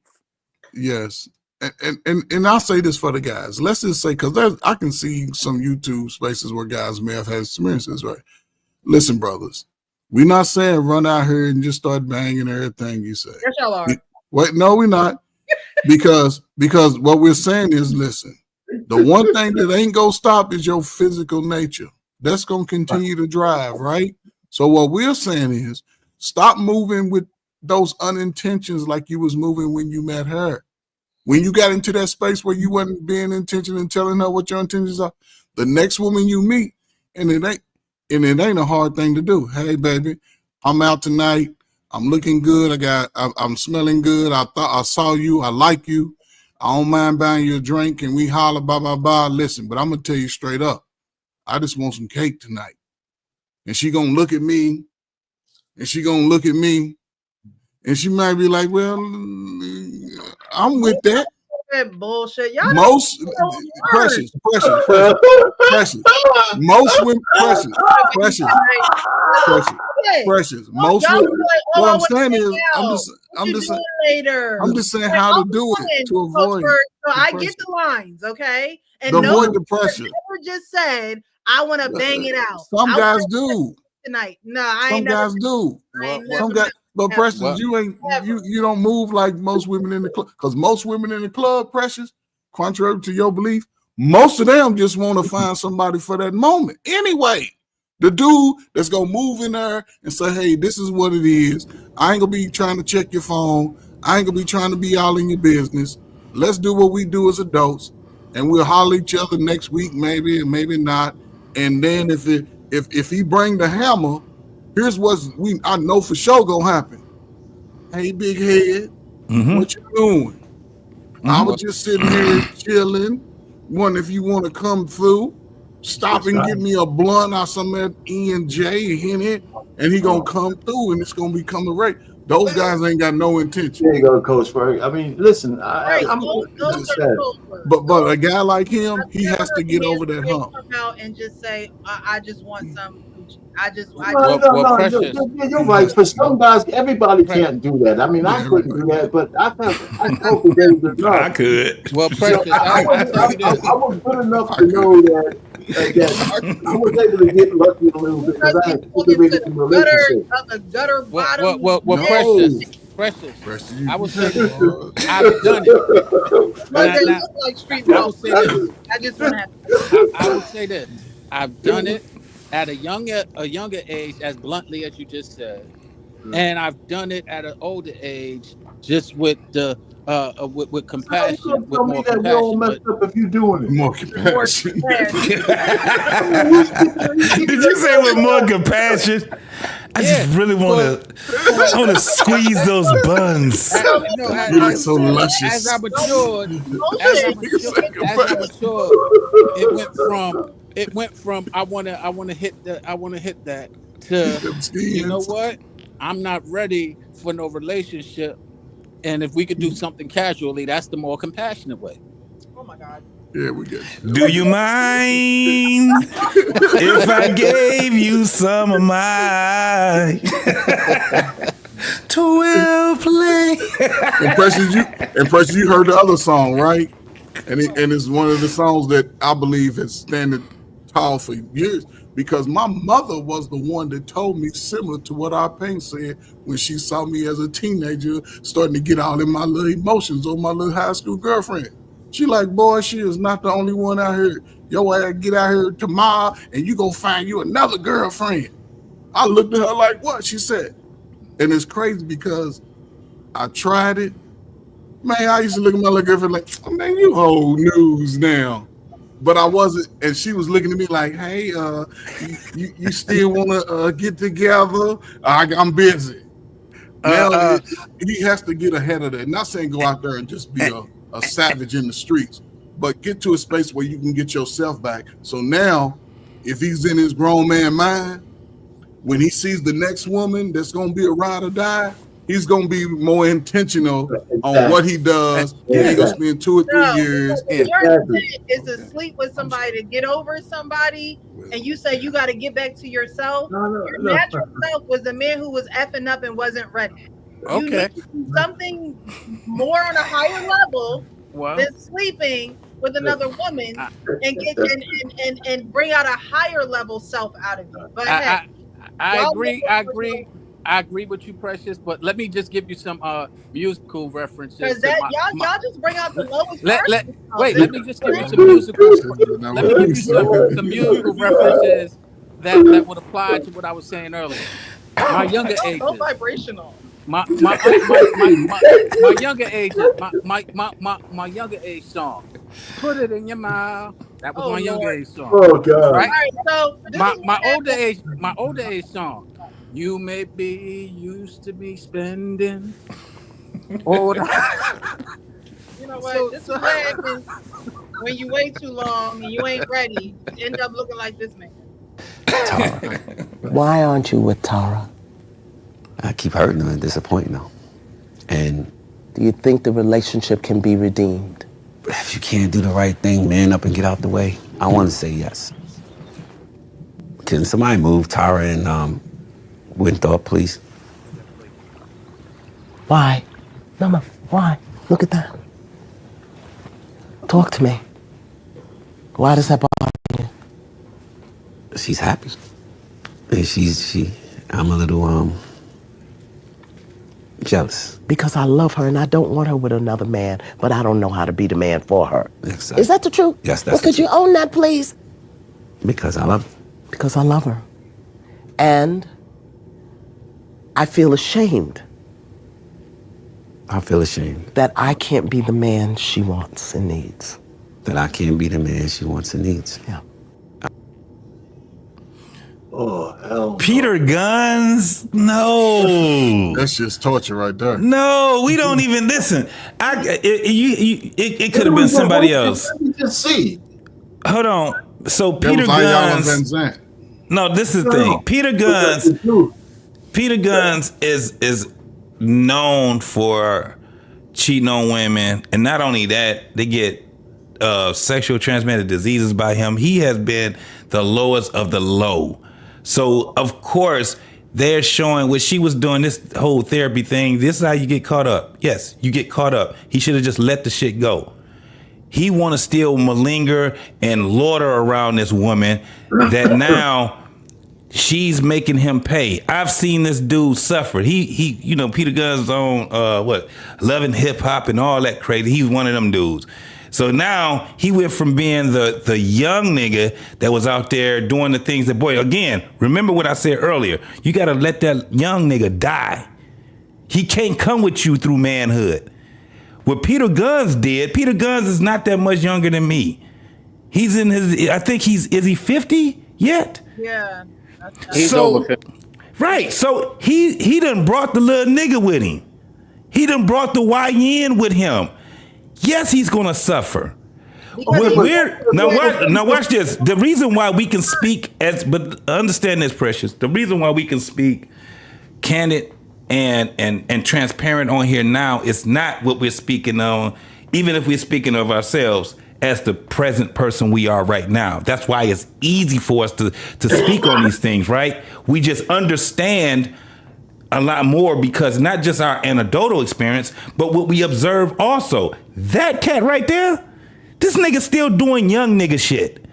He was a fucking millionaire. Now he's, oh, go ahead, bro. Yeah, but you're going so far back talking about him. What did we just see? He's in therapy, and that was his wife. Was the other dude part of the therapy session? What's going on? Tara is someone that he has kids with. While he was with Tara, he married someone else, and I believe it was for her citizenship. But he was playing with the girls, you know, at the same time, pretty much saying that he was in love with both of them. They were on a reality show. Love and Hip Hop? It was Love and Hip Hop, and then I think they had their own show or something at one point. Right. It was on a couple of shows. Yeah. So I showed that to show, you know, whether it's Peter Guns, Billy Joe, Sam. It don't matter who it is. Men sometimes don't get rid of that little boy or those childish ways, right? Because when you man, you put away the childish things, but a lot of men don't. And what happens is they do, or they are in a situation where they see this woman that they do love, and the woman has moved on, and because they didn't know how to put away the childish things, because they don't know how to either be intentional with this woman, communicate, and just be a man, just on a higher level. Like it's I know we joke around, but it's just crazy to hear men say, well, when I need to go have sex with another woman to get over this woman. Like, that's crazy to hear to me. Like, we too damn old for that. No, diseases out there. It's your own peace of mind. Like, yes, you need to get over the hurt, but sex is not the only way that you do that. And we are talking to younger men. We're talking to women as well, because just because it's a men's panel don't mean the women ain't lurking and listening and sneaking in and peeking in and seeing what we have to say. Mm-hmm. So just to hear things like that turns a man into a Peter Guns, because you never got it right. Mm-hmm. A man who goes through life and never got it right. He's ashamed because he never got it right. As a grown so this woman is he trying to win this woman back? Or he's just taking this? No, she's with someone else now. Yeah. So what's he trying to learn? to how to get it right because he's had to get that little kid out of him. That okay, so he just needs therapy because he's a broken man. Because of a woman. Okay. Right? Because he messed up a relationship. I mean, sometimes relationships just break up. No, the reason why I say he might be a bad dude, but I'm just trying to. That A word that y'all want women to, pronounce and scream to the top of our lungs, accountability. He is someone He's trying to take accountability now. You need to take accountability, but not only take accountability, you got to change your ways. You got to change from what you've been doing. The man obviously it's not working for you. You 50 years old, they're 60, still doing the same thing. But instead of fixing what's supposed to be fixed, you would rather just walk away and continue on with your life like you ain't got no problems or like nothing. And you died. I don't think those two situations are the same. I think the two videos are different. I think you're right with this guy, but I don't think the same scenario goes for the guy before that. Right. I really don't. I mean, this guy, I said this is what can happen when you're not ready and you want to stay stuck in your, But you're not stuck if you. This is the thing that I'm saying. You're not stuck. Listen, to arrive, a lot of times it's not going to be the person that you started out with. It's just not. At the end of the day, that's the reason why I said, no, it's probably time for you to leave. You're not going to learn anything in there because she may not be, the chances are she's not probably there to work with you on it. The only thing that you're going to be doing is being a slave to her when it comes down to you trying to get it right. It's not going to work. You got to count your losses. Now, you can get it right with someone else, or you may be able to get it right with her if you guys, be around each other and later on in life that can happen. But when you're talking about that type of a thing, no. This is, and the reason why, and that's why when I'm looking, I'm like, Peter Gunz, he was malingering around the same 3 women for like 13, 14 years. They was accepting him being the person that he was. Well, they were wrong too. Right? Wait. He could not learn. He could not learn because he kept loitering around that same and hovering around them same damn women. He go to her, then he go to her. When she getting on his nerves, then she go to her, and then he go here, trying to be a damn player. Well, Jay, one thing you leaving out, and this is what accountability is. He went to all of them lying. Yes. Yeah. No, but wait. But there was a time that he wasn't lying. This is what I'm saying. So the accountability is back on them. You know who I am. I'm Peter Gunz. And they sitting there knowing that they'd sit back and argue with one another. Fight with one another, knowing because they're trying to be with that man. Yeah, I didn't see the show, but the point is he lied to get in. And then when he's in, he want to say, well, you know who I am. That's some bullshit. No, I don't think that he lied. This is a rapper. I'm telling you, he did. No. Listen what I'm telling you. This is a rapper. Again. This is a nigga that was known for screwing a bunch of fucking women. He was known for that. They got with him when he had the status of that. Where he lying at? He lied when he said, let me tell you where he lied, and it wasn't something I'm thinking. He said, I just want to be with you. I only want to be. He was lying to them. The accountability is still on them because they know who he is. The accountability is on the liar. But the accountability is on all of them, but I'm saying you don't take away the accountability from them. They know who this man is. He didn't lie when you lied to them. How? If a cop, I'm gonna tell you, if a cop lies on you and says you did something you didn't do and you get locked up for it, you take the accountability because you was in the vicinity. No, you talking? That sucks. But he didn't lie initially. They came into that knowing what the situation was with him. Right. What happened was. Is this an assumption you're making? No. This is what we know. I'm telling you, he did lie to them. Okay. It's not an assumption. He did lie. It was proven. It was shown. He admitted it. He lied.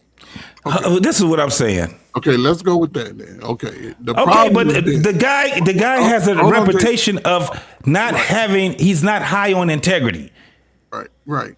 And they know they know this. I'm not disputing that, but then he would go and say, "I changed." It's part of the lie that he said. Listen, what he said. Okay, let's just say he lied. Right. They said when they found out, they still was moving their way. The problem, like it always happened, when a woman turns 30, she assumes and she tells the world, "I'm no longer young and dumb." And when they get to that stage in life, they will make a decision to move away from this shit that they realize that shouldn't have been in the first place. Now he's on the other side. He can sit back and say, "Damn, I was fucked up out here." And the fact that, like it happens all the time, the one thing a man is hard to deal with is seeing the woman that he was with another man. It's hard to see that. That's the only reason he's responding like that. If he didn't see it, he'd still be out here being his same self. He be rocking like a motherfucker, bro. He be sitting there rocking. That I hear you, but don't you think that's some bullshit? No, it's not. But it is what it is. That's what we're saying. The thing is this: just because we're saying it, don't mean that we agree with it. We're just saying this is what it is. This is how it goes. At the end of the day, it goes to exactly what Coach Ferg did. He kept malingering and loitering right in the same space. That woman had grew up. She found out that no, this man that I've given my time to, this other man. This man is a whole lot better than what I'm used to. She probably done went to therapy, whatever it is that made her say, you got to get the fuck away from Peter Guns. You got to get the fuck away from him. But in order for her to get away from Peter Guns, she had to keep him right there so she can get herself ready.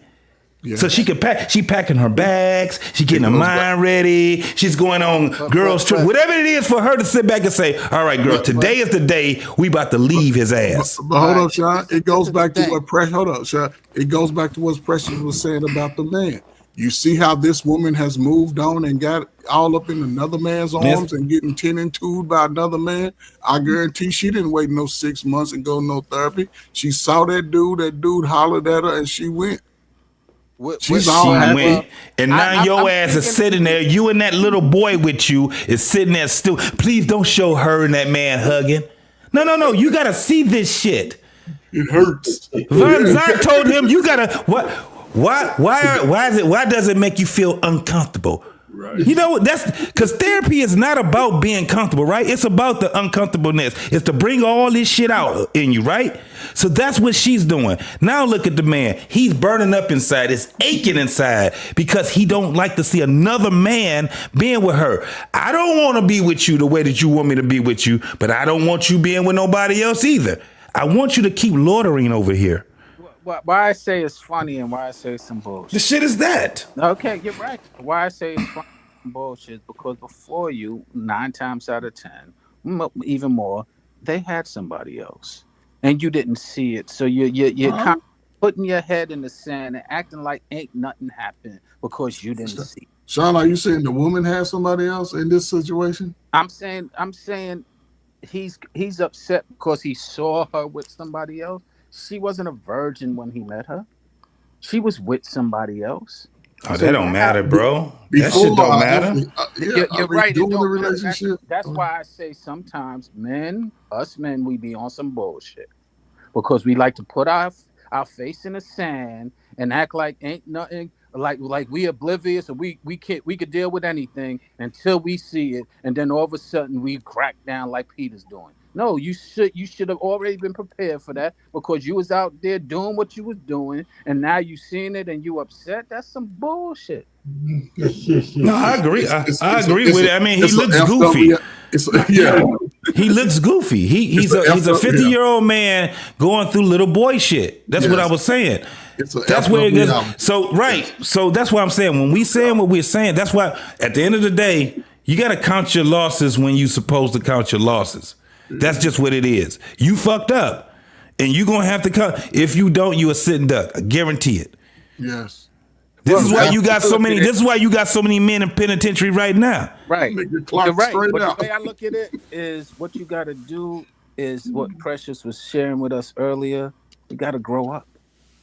But that's part of the growing up. You have to change your ways. Like you said, you got to leave that little boy somewhere and remove yourself. Yeah, you got to kill the shit out of him. He got to go. And part of that growing up is getting away from that induced trauma. Yeah. It's going to turn into trauma. You have to get away. I'm not disputing the remedies and the methods of it. But the point being is, in that clip we just saw, Peter was the little boy. He ain't get rid of that little boy, and that little boy now is he's seeing the mirror of that little boy, and he's seeing, oh, I don't like it. I don't like, you don't like that now you see your girl acting how that little boy act, and you don't like it. Yeah, but nobody likes it. That's the thing. Nobody likes it on both sides, the man or the woman. Right. Once a woman find out you cheating, she just on a calculated mission after that. Okay, well, you ain't gonna know what she do until she do it. And the point being, that's why I agree with you. That's why I love the saying hot, honest, open, and transparent, because at that point you already know what you're dealing with. Mm-hmm. Whether you deal with it or not is your choice. How do you guys want women to be after you cheat? Like, oh, welcome home, babe. I'm not caring. I'm gone. I told you, you gotta go. You gotta leave. You gotta leave. You can't do it. It's for us to stop. You gotta leave. Yeah, all right. And what I'm advocating is for us to stop cheating. Be honest, open, and transparent. Just leave before you cheat. Just go on, do your business. Right, but what we're speaking on is the cheating part, right? We ain't speaking on the preventing thing. We speaking on once it's done. When it's done, you gotta go. It's done. Yeah, if it's good for the group, you ain't got no control over your. That's the thing. You have no control over your consequences. The only thing you can do is Sean, listen. Okay, Okay, so let's just say this. I gotta mind this out, right? Me and Precious are dating. I cheat. You know what? I fucked up. Blah blah blah. Precious sent me through what old boy's going through. 6 months. Finally. Whatever she done calculated on the other side, because she ain't let me know none of her little plans. Nothing. Just all of a sudden now she talking to me. Your ass in the wind. Blah, blah. Yeah, she set me up for the kill. 2 months go down the road, then all of a sudden she's on the sneaky link. Right? I'm strong though. We back good. Now all of a sudden I catch it with Sean. What you think I'm gonna do if I see you all hooked up with her and I'm thinking that she's with me? Now, again. No, Sean. Your point. What do I think? You're valid to whip whip my ass because I'm just a victim of her bullshit. Because basically she shouldn't have been doing that. So now I'm sitting here a victim. You're a casualty. Exactly. You're gonna be a casualty. She lying to you. And it goes both ways. When I say don't cheat, it goes both ways. Yes. She now has become those who can't trust can't be trusted. She has now become exactly what she didn't like about you. But that's why it's important.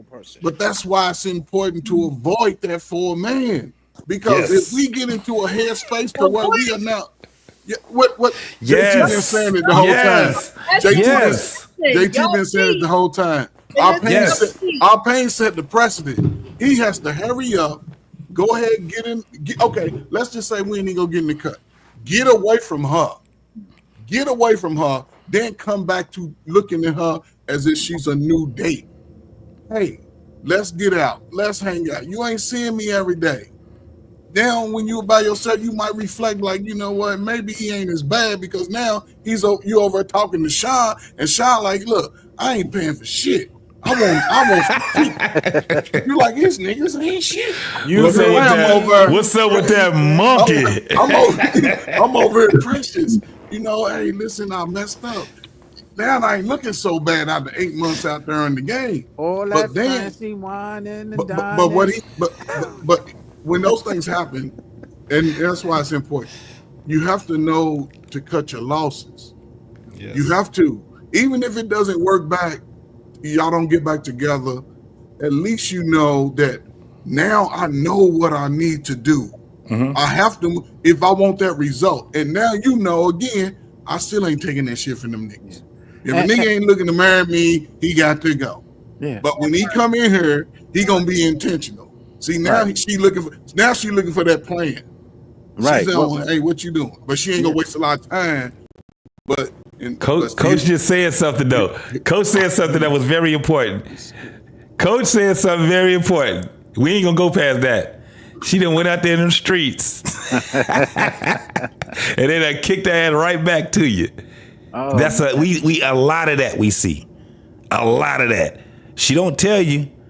She just come back and be like, all right, let's try this shit back out again. Now she'll tell her girls, girl, it ain't shit out there. And that's the whole. But if y'all go back, my point is she should tell you.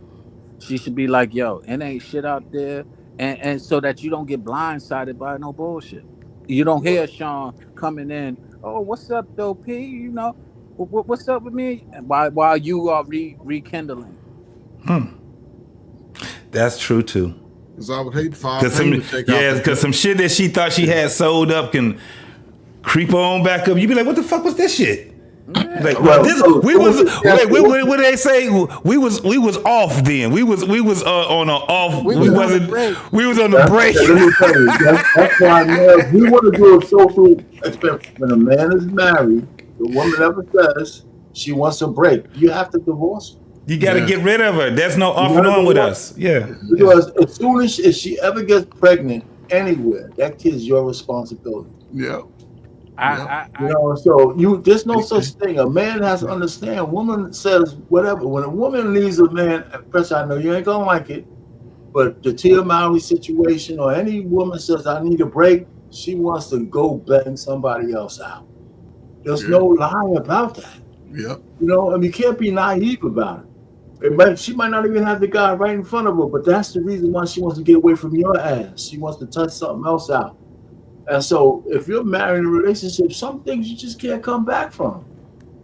Yeah. I mean, I would even get mad if my wife, and I've been married a long time, I'm not worrying about this shit. So somebody else. Ain't worried about that shit. If my wife ever said to me while we were married, I need to take a break, she's already told me everything I need to know. That's I mean some things you just some things you wrestle and fight for, and some things you got to say, well, the die is already cast. Or if my wife came to me and said, listen, I would like to have an open relationship. If your woman ever comes to, just like in the Marvel movies, hey, when Vincenzo wants to make a deal, you know who the traitor is. Right. You know what I'm saying? Have any plans to resign? Excuse me. Let me tell you something. Get Dr. Newsom.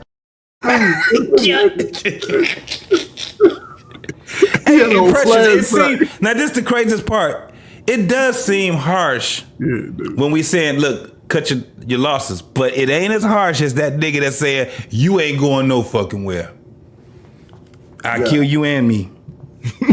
And the kids. And you would rather have a dude that'll say, all right, I understand, and they bow out. When you got that dude that ain't bowing out, because there's a lot of them that's the ones y'all be like, I can't get this nigga out of my house. Yes. He the one kicking in your back door and shit. That's the hopeless. You don't want a man to be a hopeless romantic. You don't want that shit. That shit is dangerous. You don't want that man to be at a point where he be like, I love you to death. You don't want him. Trust me when I tell you. You want that man to have a balance. He be like, I fucked up. And we can't do this shit. My bad. That's just what it is. My bad, baby. Yeah. Nothing more pathetic than a man with a broken heart pining over a woman, man. It's pathetic, man. That shit crazy. It turns. You don't want that. It's dangerous. It's super. That's what I'm saying. You don't want it. Yeah. He's not gonna act. That's the craziest thing. We can deal with the busting the tires and the scratch marks and on the cars and shit. We can deal with that more than y'all can deal with him kicking the door, busting with the fofo. He out here beating up all your friends. That wasn't even your boyfriend. It was just your little gay friend that y'all was drinking wine with. He done beat him up. You like, what are you doing, Clarence? Clarence. JTL ain't no Clarence. That's a Ron Ron. That's a Ron Ron. If Corey Hart would ever take Kia Mary back, he would have done all black men the biggest disservice in recent memory. If he rumor has it that they're back together. I don't think That's it's a true. rumor. Oh, it's a rumor? Okay. Yeah, it was a rumor. If he ever took her back, man, he'll set us back by, I mean, it'll be like I'd feel hurt, and I don't even know. Yeah, because she not only did she made a spectacle of their breakup, she made a dating show of her trying to find love all over again and all this crazy ass stuff that she was doing, and the man is looking like, what the hell are you doing? That's probably why you won't hear if they ever do get back together. Yeah, hell no. He better not. He keep that a secret. Go to an undisclosed location. He hasn't already showed up with some money on his arm. The guy's handsome looking, all that. Where's his girlfriend? See, that's what makes No. They showed the pictures of him and the girl he was dating. Oh, okay, cool. Yeah, they showed a picture of that. Yeah. Damn. Yeah, it that's took too long. I cried every night. Get on to final thoughts. It's been a we done got Precious hot tonight, boy. That just got tight. This is so funny, man. I tell you what. I mean, you know what? It's not like you don't have a good point. It's she really not. I mean, but this is the ugly underbelly of being a man. I'm trying to tell you. I mean, I definitely understand the way that you guys think. I truly do. I respect you guys. I love the black man, right? And I always say that there's enough people, including black women, who tear black men down. And that's never going to be my agenda. My agenda is going to tell you something in love. Now, if you receive it, you receive it. If you don't, you don't. But there are things that I see that happen amongst black men that, in my opinion, you guys are so much more than that. You know what I mean? But you settle for certain things because it's a short-term fix. It's it's one of those things where it's just like, all right, well, let me just get my mind off of it for now. But that for now turns into a long-term effect for you as a man. And it's just not good for the leaders in our community when you don't fix the root of the issues that you have, and you're just trying to numb the symptoms. So when I say certain things, or when I push back on certain things, it's only because I know that black men are so much more, and sometimes you just don't know how to deal. We all, and so even me, I don't know everything. There's just situations where instead of saying I truly don't know, or I need help with this, or you go to what you do know, and what you do know may not be the most productive choice, or the most productive thing that you could do. So it's never that I don't respect you guys and what you say and don't understand where you're coming from as men. I have brothers, I have uncles, I have cousins, like, you know what I mean? But sometimes these conversations go a certain way, and I sit here and I listen to you, and I take it all in, but sometimes I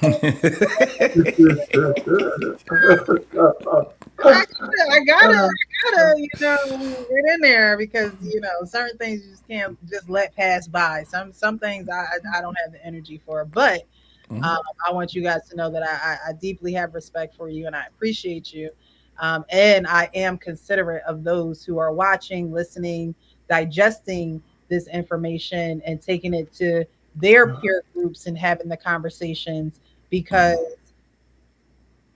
I said this before, you guys are the leaders of our communities, and you should look at yourself as so, and you should walk in that, and you should, proclaim that, like, I'm a leader. And if you're a leader, then you are going to have to do the things that the non-leaders aren't willing to do. And sometimes that does mean suffer, but suffer for a good cause. Sometimes you do have to die to your flesh. Sometimes you do have to say, okay, I'd rather be under another woman. That would feel great right now. But I know I need to be in isolation to deal with my shit. I know I need to stay away from women so I can figure out what's going on with me. Because every woman that I get with, I'm leaving a little bit of residue of me. And I know that residue is broken. That residue is being heartbroken. I know that residue is I didn't have a great relationship with my mother or my father, and I'm still, going through these things with these family members. And so sometimes it's okay to just take that break. It's okay to have that isolation. It's okay to just get in your own bag and do other things that are productive that will help you get your mind off of the not so good memories or the heartbreak or whatever it is. And, strongly consider going to go talk to a therapist or whatever the case may be. Guys will go to car lots and shop all day till they find the car, the right deal and things of that nature. You'll go and buy your shoes or your watches or whatever the case, whatever you like, whatever you're interested in. But when it comes to self-care and mental awareness and learning how to do things differently as a man, sometimes you don't have all the answers. And I'm not saying that I do have all the answers. I'm just giving you suggestions of what you could do instead of the things that you've been doing. And I'm not talking about y'all on here. I'm just saying in general, men in general. Sometimes you just don't have the answers and you just don't know what to do. And that's okay, because a good leader will admit that they don't know and that they will go and find the answer. I'm a leader where I work at. If I don't know, I'm not going to bullshit you. I'm just going to say, you know what? I don't know, but I will get you the answer by the end of the business day. And sometimes our answers are popular, but are some bullshit. Yeah, that's just the way that. Right. I'm reiterating what has been operating.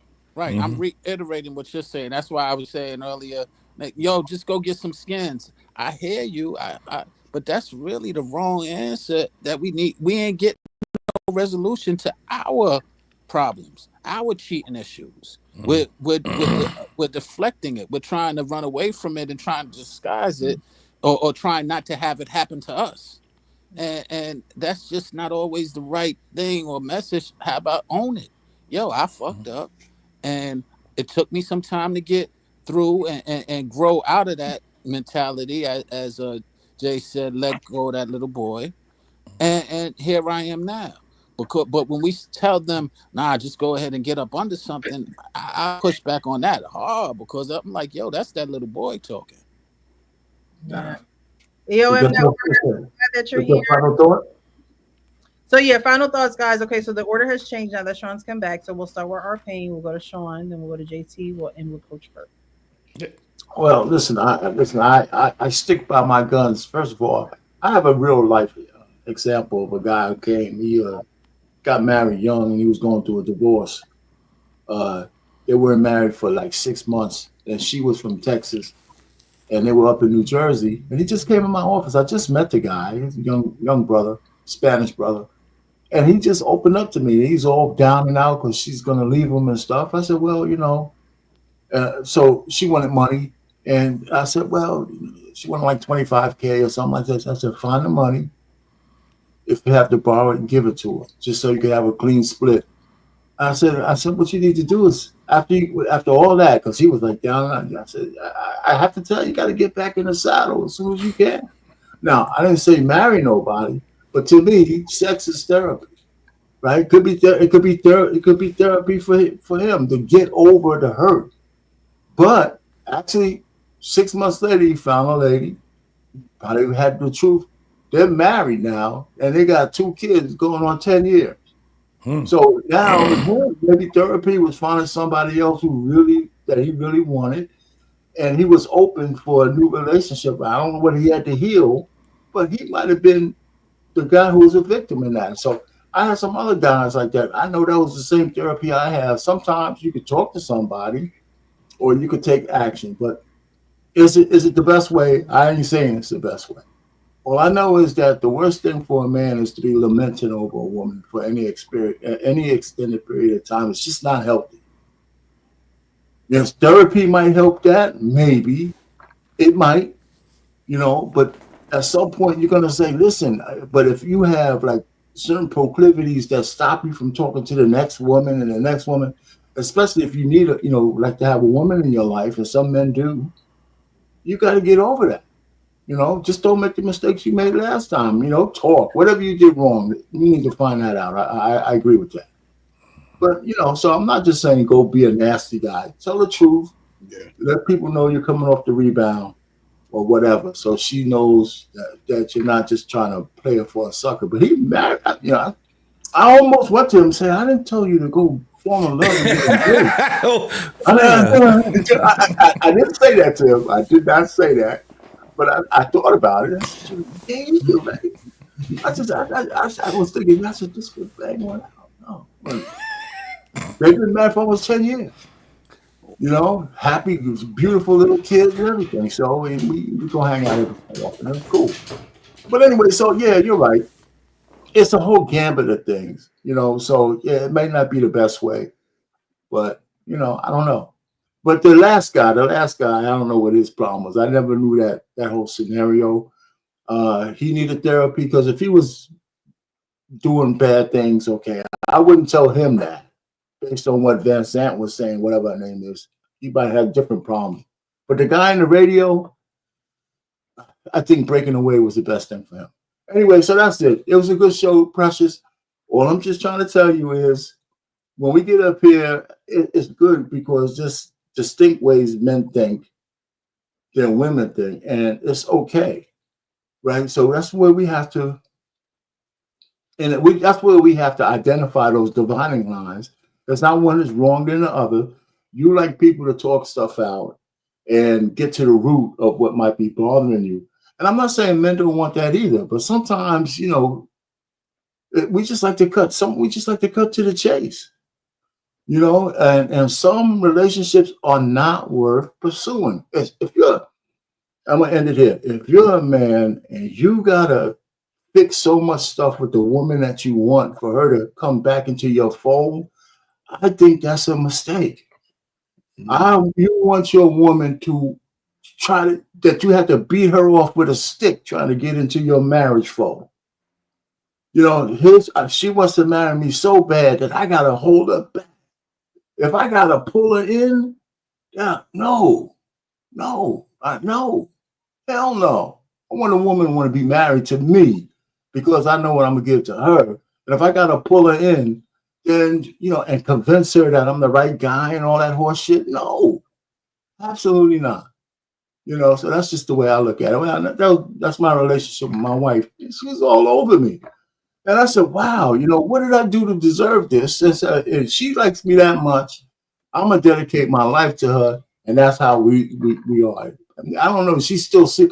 I'm like Shallow Hal. You ever saw that movie? And she's Hal and I'm the fat girl. Because when she looks at me, she still looks at me the way she looked at me when we got married. I don't know what's wrong with her. It's the hypnosis. It's the hypnosis. So that's the way it is. She's grifting me big time or it's sincere. That's a long ass time to be grifting, though. That's she's really good at it. Man. She's really good at it. She's the master of it. So, that's the way I look at it. When I take marriage real seriously, if a man gonna ask a woman to marry, you better be damn sure that she views you as her first choice, as best you can. Yeah, that's it. Thank you, Arpine. I appreciate it. No. Juan, final thought. Okay, well, thank you for having us. Enjoyed the talks always. And I was listening. Luckily, I'm not doing a response to your final thought, Payne. I appreciate that. Don't step on my final thought. Man, you had me going ahead. He's like, yeah, I agree. But nah, you know what? Just kept going right. But the one thing I do say, and I kind of admire, and I speak about it on occasions, is that you approach things with intention. And that's something that a lot of people don't do. Yeah. A lot of men specifically don't do. And that's why, as much as I like messing with you and going at you, you have done that, and it was very consistent, and that is what works.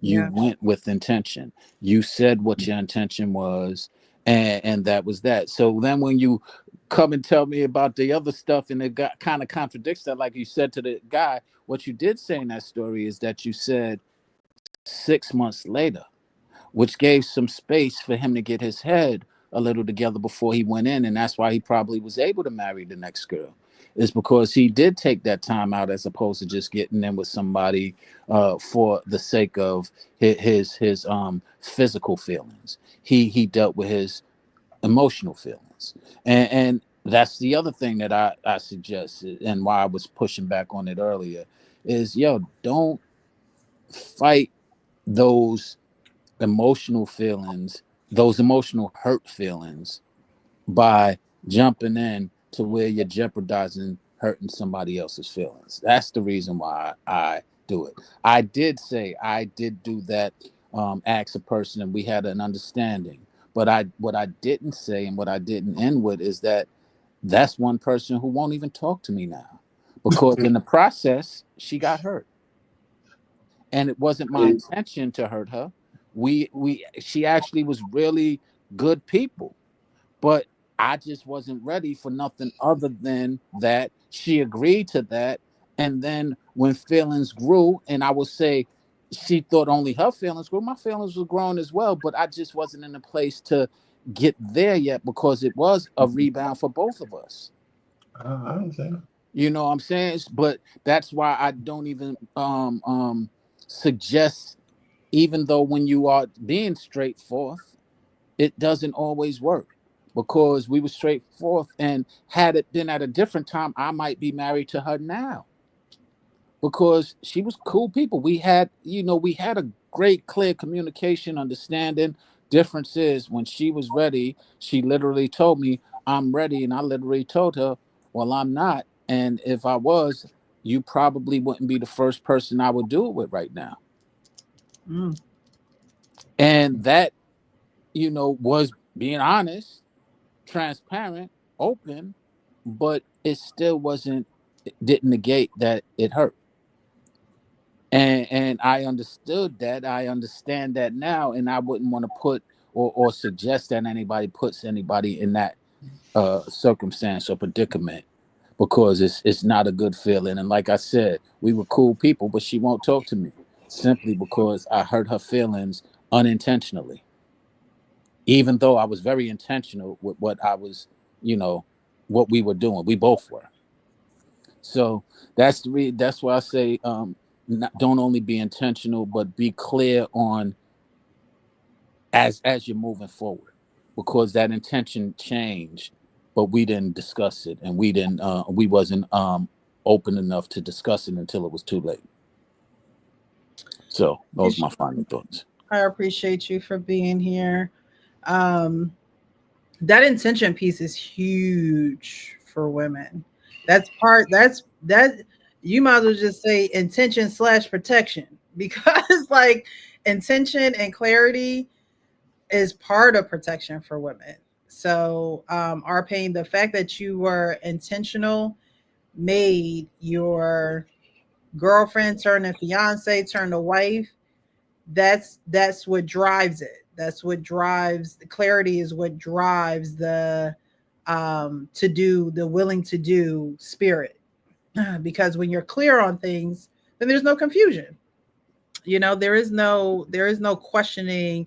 Is he ready? Is he not? Is he, like you said, when you talked about being an item, a couple, she said, I thought I already was. You must have been very clear. You know what I mean? And she was very clear on what she wanted. And so when men and women know what they want, they should go after it. Thanks again, Sean. JT, final thoughts, sir? Absolutely.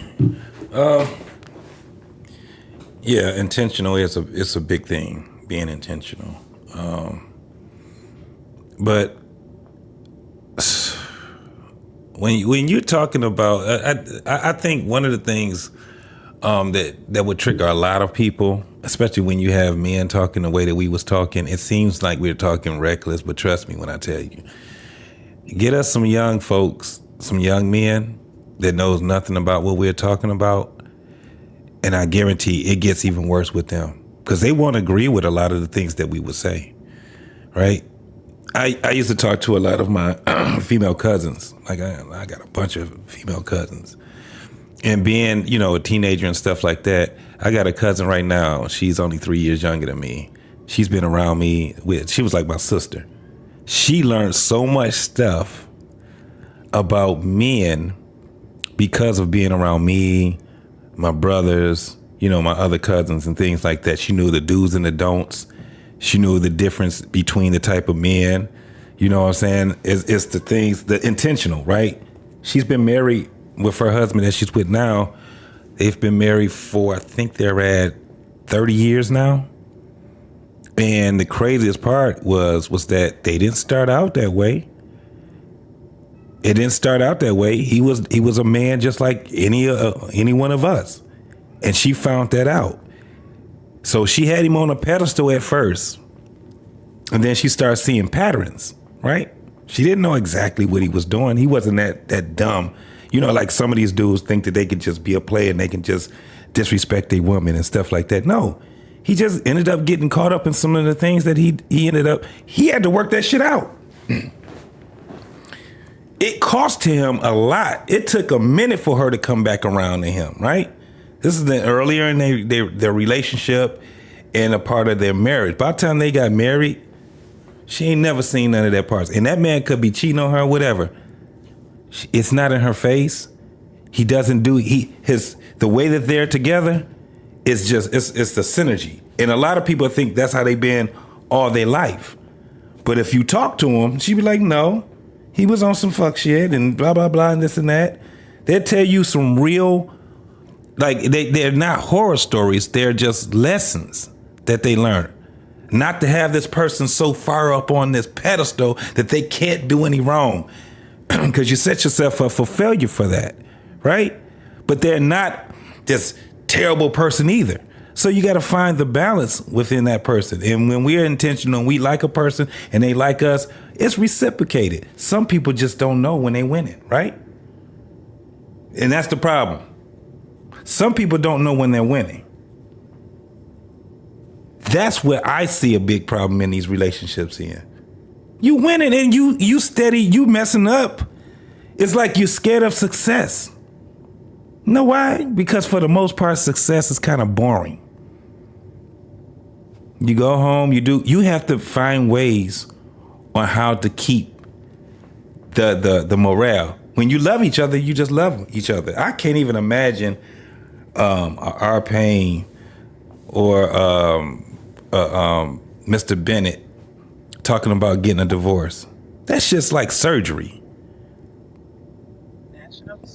That shit is like you gotta get a organ taken, and they're not putting you under. You're gonna be full awake with all your senses is just percolating, and they about to take this damn kidney out. That's how that is, and they don't want that. So what do? They end up figuring out every day, how do we stay getting along with each other, right? It's easy for some people than it is others. Some people got to put in a lot of work. Some people, it's just a synergy that they have and it's little tweaks that they have, right? Problem is that most people keep looking at other people's relationship and think that's how their relationship is. That's what I call looking at the box instead of going to the instructions. You're not reading the instructions. Your instructions is not like everybody else's instructions. That's the problem. Oh, look at them. What they call it? They put a picture up of a woman and a man holding hands and stuff, and they call it relationship goals. That's not how this shit works. It's not how it works. So I'm gonna end it with this. Great conversation. You always have good conversation. It was dope, man, because it felt like I was talking to one of my female cousins.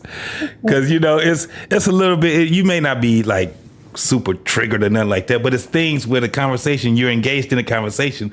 So, the things come out. That's why it was dope to me. I liked it.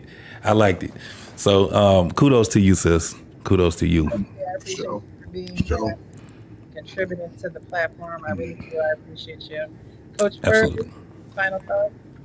Oh man, it's always, this is an interesting show, right? Because this is the first time I think you sort of sided against everybody in the message. Sean, he was straddling the fence. 1 minute he wasn't doing, the next minute he was. But again, these things play to a greater issue that's been happening for a while. And we all sort of said, and I think you touched on it, communication. We don't communicate often about the things that we are intending to do with our partner, per se. Right. We go into it. She looks good. He looks good. Let's do it.